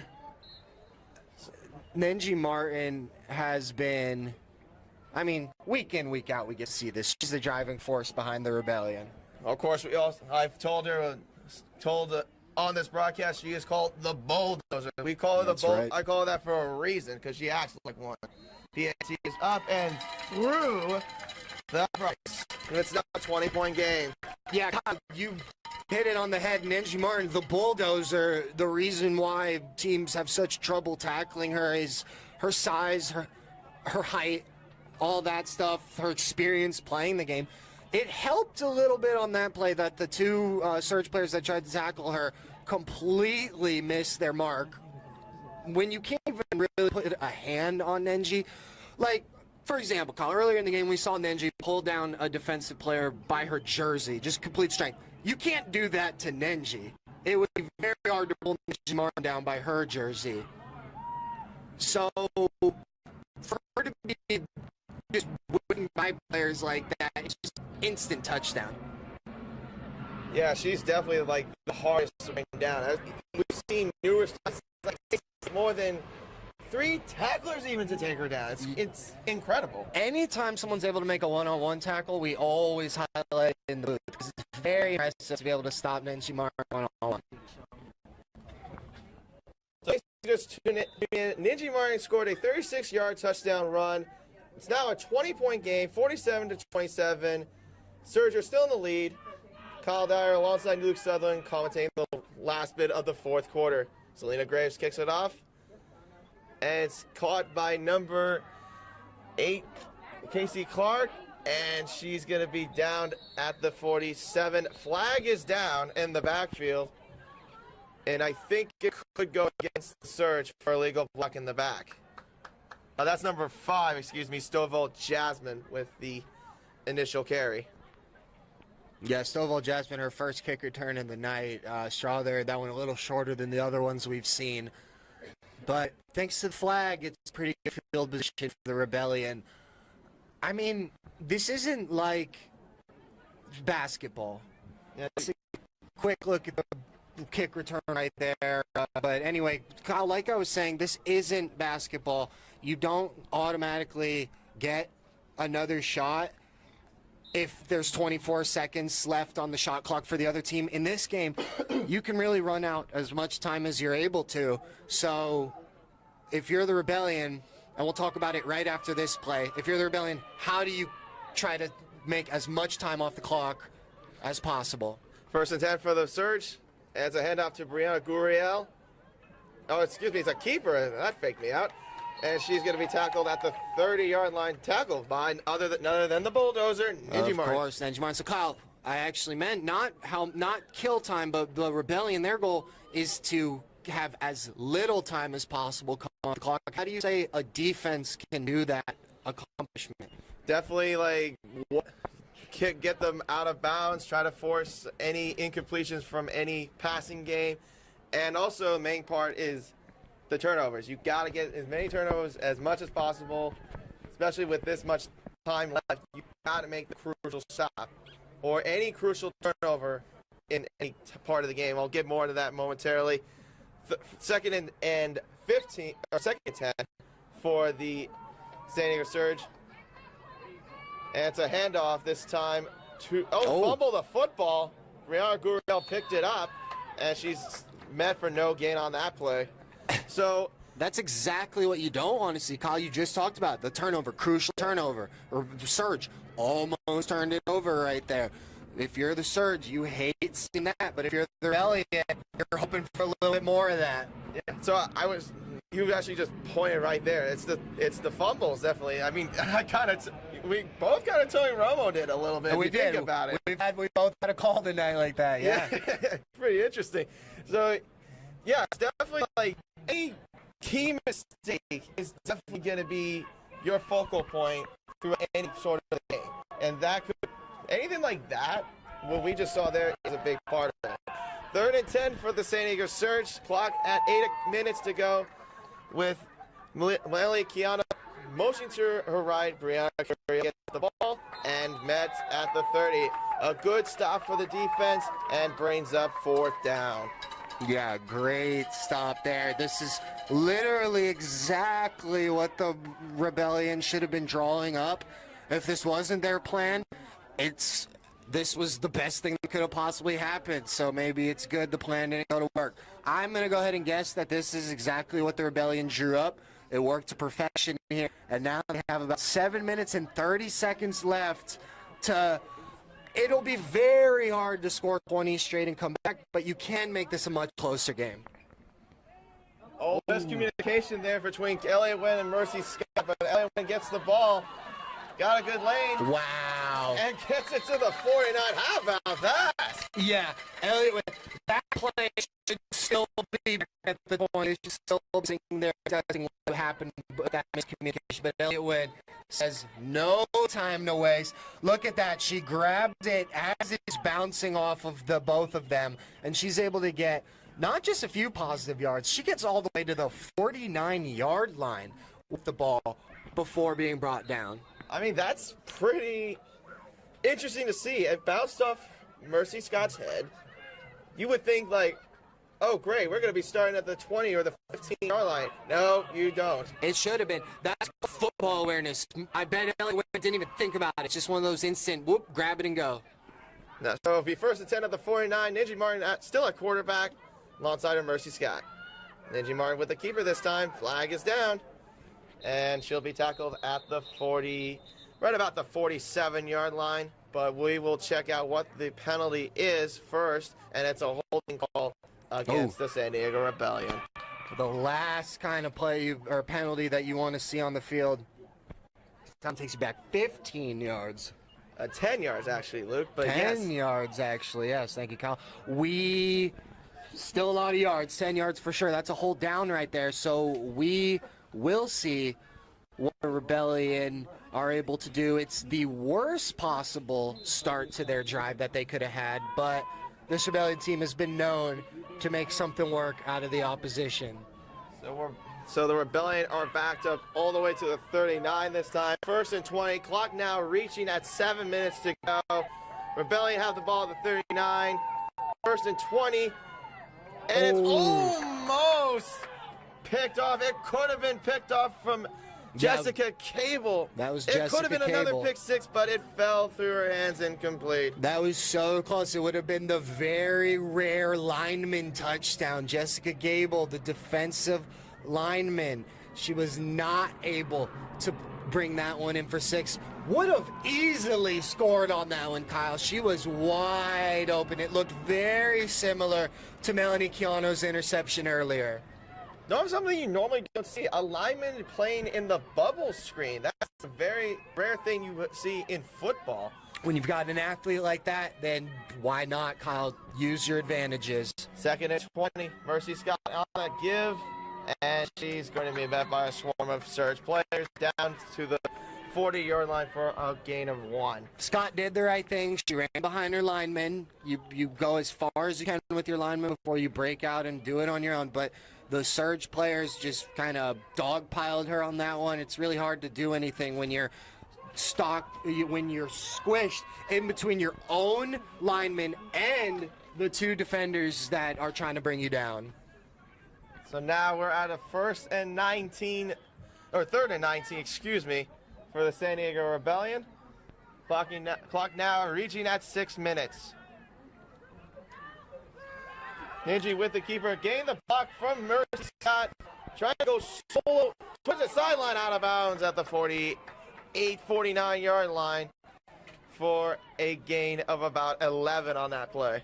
Yeah, awesome job there by Ninji Martin coming through on that one.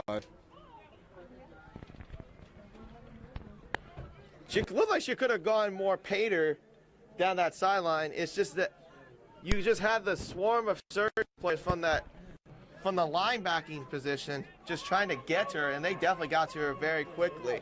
Yeah, they did. That was really impressive by the defense.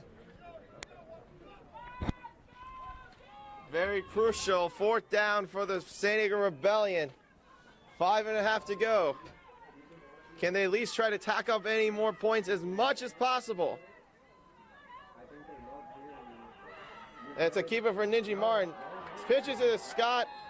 No, she cannot go anywhere. That's going to be a turnaround downs with the San Diego Surge now having the football.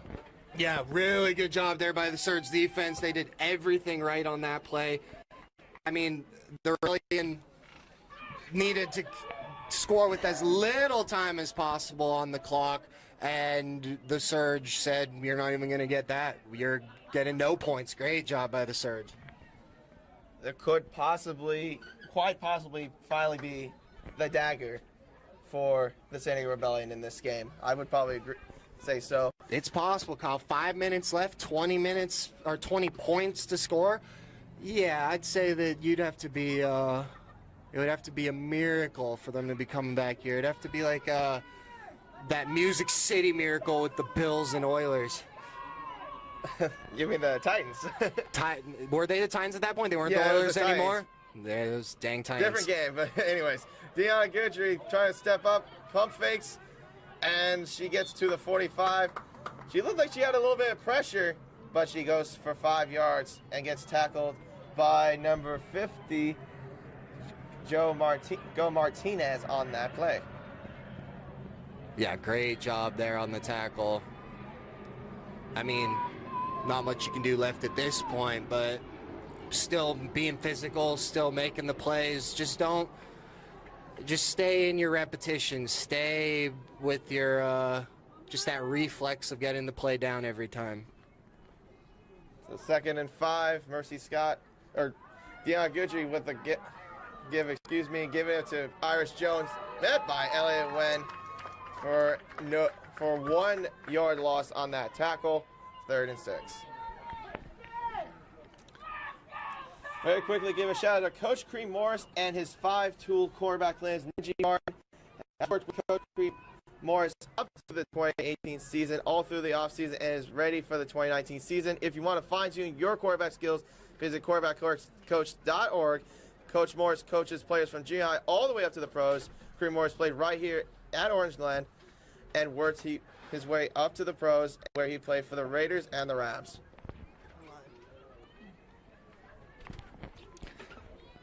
We do have Ronnie Armstrong in the house, former Rebellion player, bringing us the Vanika Jarvis in the house. I'm sorry. A fumble. We'll be right back after this. Oh, no, that is... Oh, there was a fumble. While you were talking to Vanika, there was a fumble, but the San Diego Surge did recover the football. But yes, we do have Vanika Jarvis. Yeah, Ronnie Armstrong is the other player that hasn't been playing this year. Vanika Jarvis obviously is on the team, but has been hurt this year, so she's got a very different view of the game. Obviously a great player, but having to play a little coach this season. Vanika, what have you liked from this game, obviously, and the whole Rebellion season so far? So far it's been great. A lot of hard hits. One thing I didn't like was the flags. You know, there have been some flags thrown, but what they have been able to do is combat that with some positive yardage. It's been a lot of hard hits this season. There have been some great plays, some couple trick plays. You know, definitely, but you know, they're going hard, and as Rebellions do, and it's exciting to see the season and the last home game of the season. When do you think you'll be back, Vanika? Oh, it'll be a little while. Definitely next season I'm looking towards. But, you know, got to figure it out. Got to wait for the doc to clear me. Yeah, next season. season. We definitely can't wait to have you back on the field soon, and hopefully you get a nice, speedy recovery for you to get back on the field next season. Yeah, Vanika Jarvis, great. Thank you so much. I really appreciate that. You love having the former player come in for an interview. Yeah, I said, Ronnie, can you come in and talk? And she answered, so she must not have heard me. Got the players mistaken there. Ronnie Armstrong, of course, Vanika Jarvis, a huge part of this football team last year. She'll be just as big of an impact next year. Obviously, an injury kept her sidelined this season, but we're really hoping for the best. Vanika Jarvis, as we know, was one of the defensive All-Americans from last year in the WFA. And I'll get to her momentarily.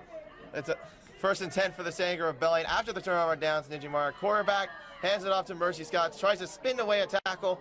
Still spinning. 2 flags are down. It looked like it was directed more toward the flags were thrown towards the Surge players. Yeah, that was definitely like you knew you had a penalty there. Did you the Nick's face? When I accidentally Nick's face when that happened was priceless. Big apology to Ronnie. Big apology to Vanika there. I said Ronnie and then she answered, so I thought, oh, I mixed them up. So yeah, big apology there. Of course, we love seeing both of them on the field, but Vanika able to give us that awesome interview, so that was great. Yeah, Vanika was definitely cool to give us an interview. And meanwhile, there was a personal foul against the Surge, so that will bring them towards the... Excuse me if you didn't hear me. It was a personal foul against the San Diego Surge. So now they'll be at the 31-yard line. 1st and 10 at the 31. Ninja Mara still a quarterback. 2.5 minutes to go. Can they get some points just at least give them some pride? Mercy Scott on the handoff. Tackled by Irish Jones on that initial stop. Irie Jones. Irie Jones. Fighting Irish Jones, and so we had to give her that nickname there. Yeah, it was funny. Ronnie came in and gave me a look like, man, how are you getting us? I've only seen the pads up to this point, and then Vanika. I mean, fun interviewing the players. I think that was technically our first Rebellion player coming on live and doing that, so that was awesome. Getting to hear Vanika's voice and stuff. I'm sure all the players will really appreciate that one. Yeah, definitely. It's nice to have former players or former or current players even just to give a good visit to, especially up to the press box for a nice little interview. Yeah, exactly. Ronnie played running back for them last year. Vanika played both defensive end and did a lot of stuff at both tight end and receiver. So, yeah, definitely missed. They could use them on the field right now. We've had actually a lot of losses here tonight, Kyle. It's not only Vanika sitting on the line. It's not only Ronnie recuperating from her injury. Smurs is out. We saw Jamie Hedge leave earlier in the game due to that injury that she had to be stretched off the field. So that was obviously a tough one. The Rebellion are short on players at this point. Definitely. And as we can actually see, Jamie Hedges has been watching us on this stream. So definitely a big shout out to you, Jamie Hedges. We definitely hope for you a big, speedy recovery, and thank you for tuning into this live stream as well. Yeah, super awesome game so far. The Battle of San Diego, of course, historic Balboa Stadium. Surge lead 47-27. With a 2nd and 5 after the 2-minute warning. Ninja Martin still at the quarterback position, hands it off to Mercy Scott, and she cannot escape and gets brought down towards the 35. We've got 2 minutes left in this one. Don't forget, the Rebellion will be at home next Saturday, June 1st, for their final game of the regular season. Your Rebellion will be facing off against a powerhouse in their conference, the Seattle Majestic. 6 p.m. kickoff at historic Balboa Stadium, downtown. Come out and be part of the Red Rebellion by wearing your red swag to the game. Also, if you remember, the Seattle Majestics gave the Surge their very first tie. Actually, the only tie I think we've seen throughout in women's football to have the very first tie ever. So that's definitely something different, especially in the WNFC, the only teams to tie. Ties in the modern era you don't see a lot, as Mercy Scott gets the ball here. Sheds away one tackler down the sideline, out of bounds at the 8-yard line. So now they're close into scoring. Can they score with less than a minute left? With a minute left to go, this is going to be something that you're going to need to score for just mostly pride and carry it more towards your last game. 40 seconds left. Ninja Martin on the keeper, tries to get pushing forward. Can she keep going? Flag is down, and the play is stopped at the 2-yard line.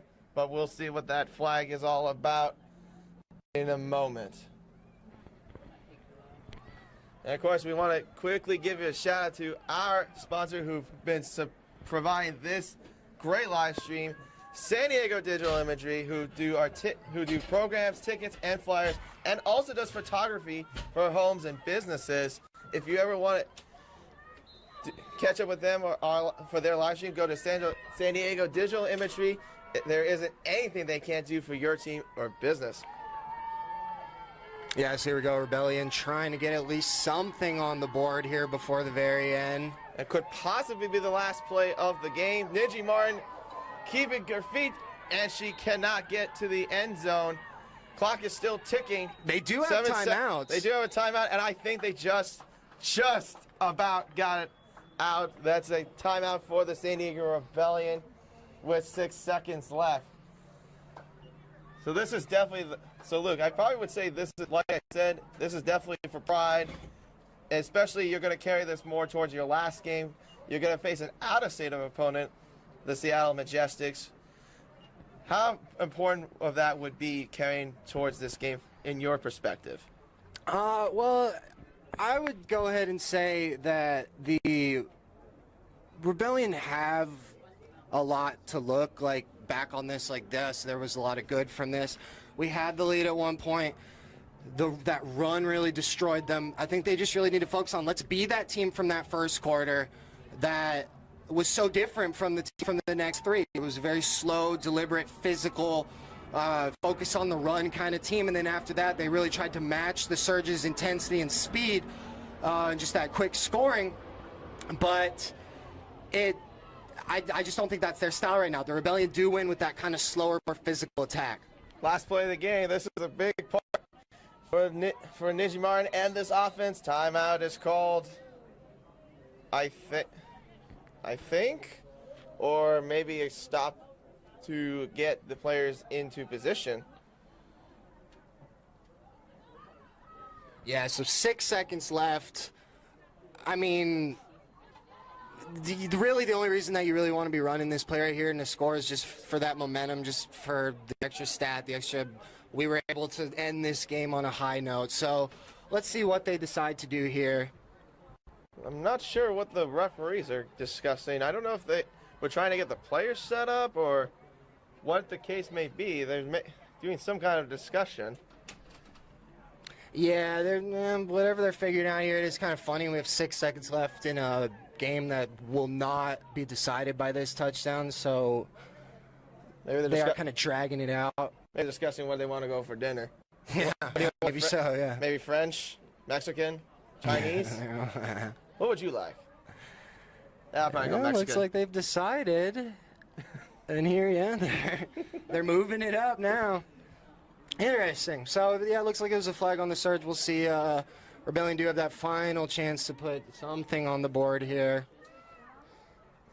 Okay, final play of the game. 6 seconds left. Can they get a touchdown? It's not going to change anything, but like we're saying, it's some points, makes it 34. Nope, they cannot. I think the ball came loose. There is a flag down. Yeah, we have the Surge did come up with the ball. Flag on the field.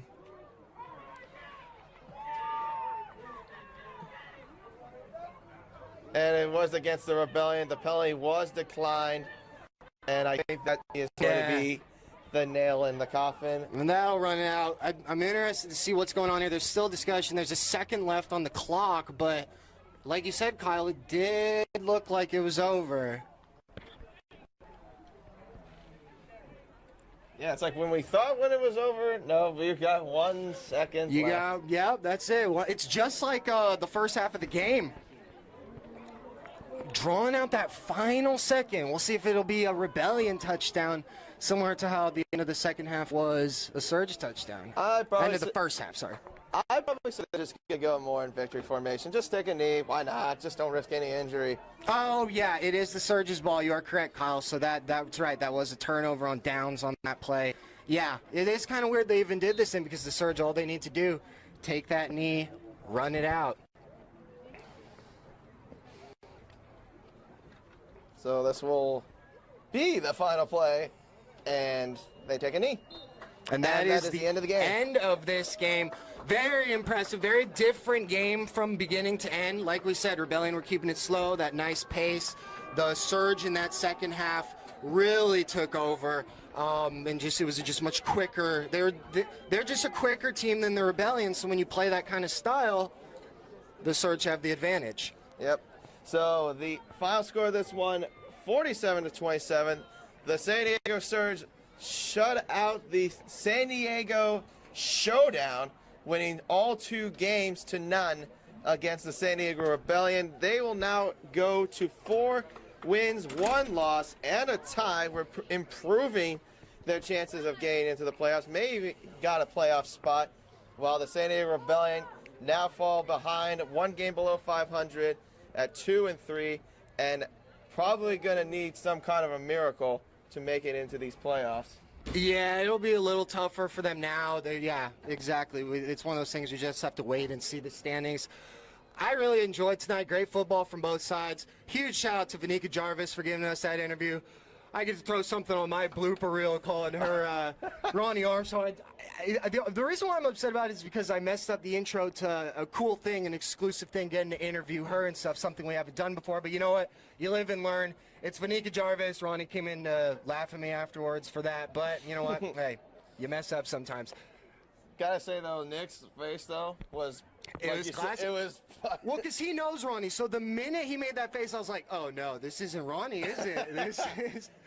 And I was saying, Ronnie, can you come in and I'll give you a quick interview? And she's like, oh, sure. So she obviously didn't hear what I said there.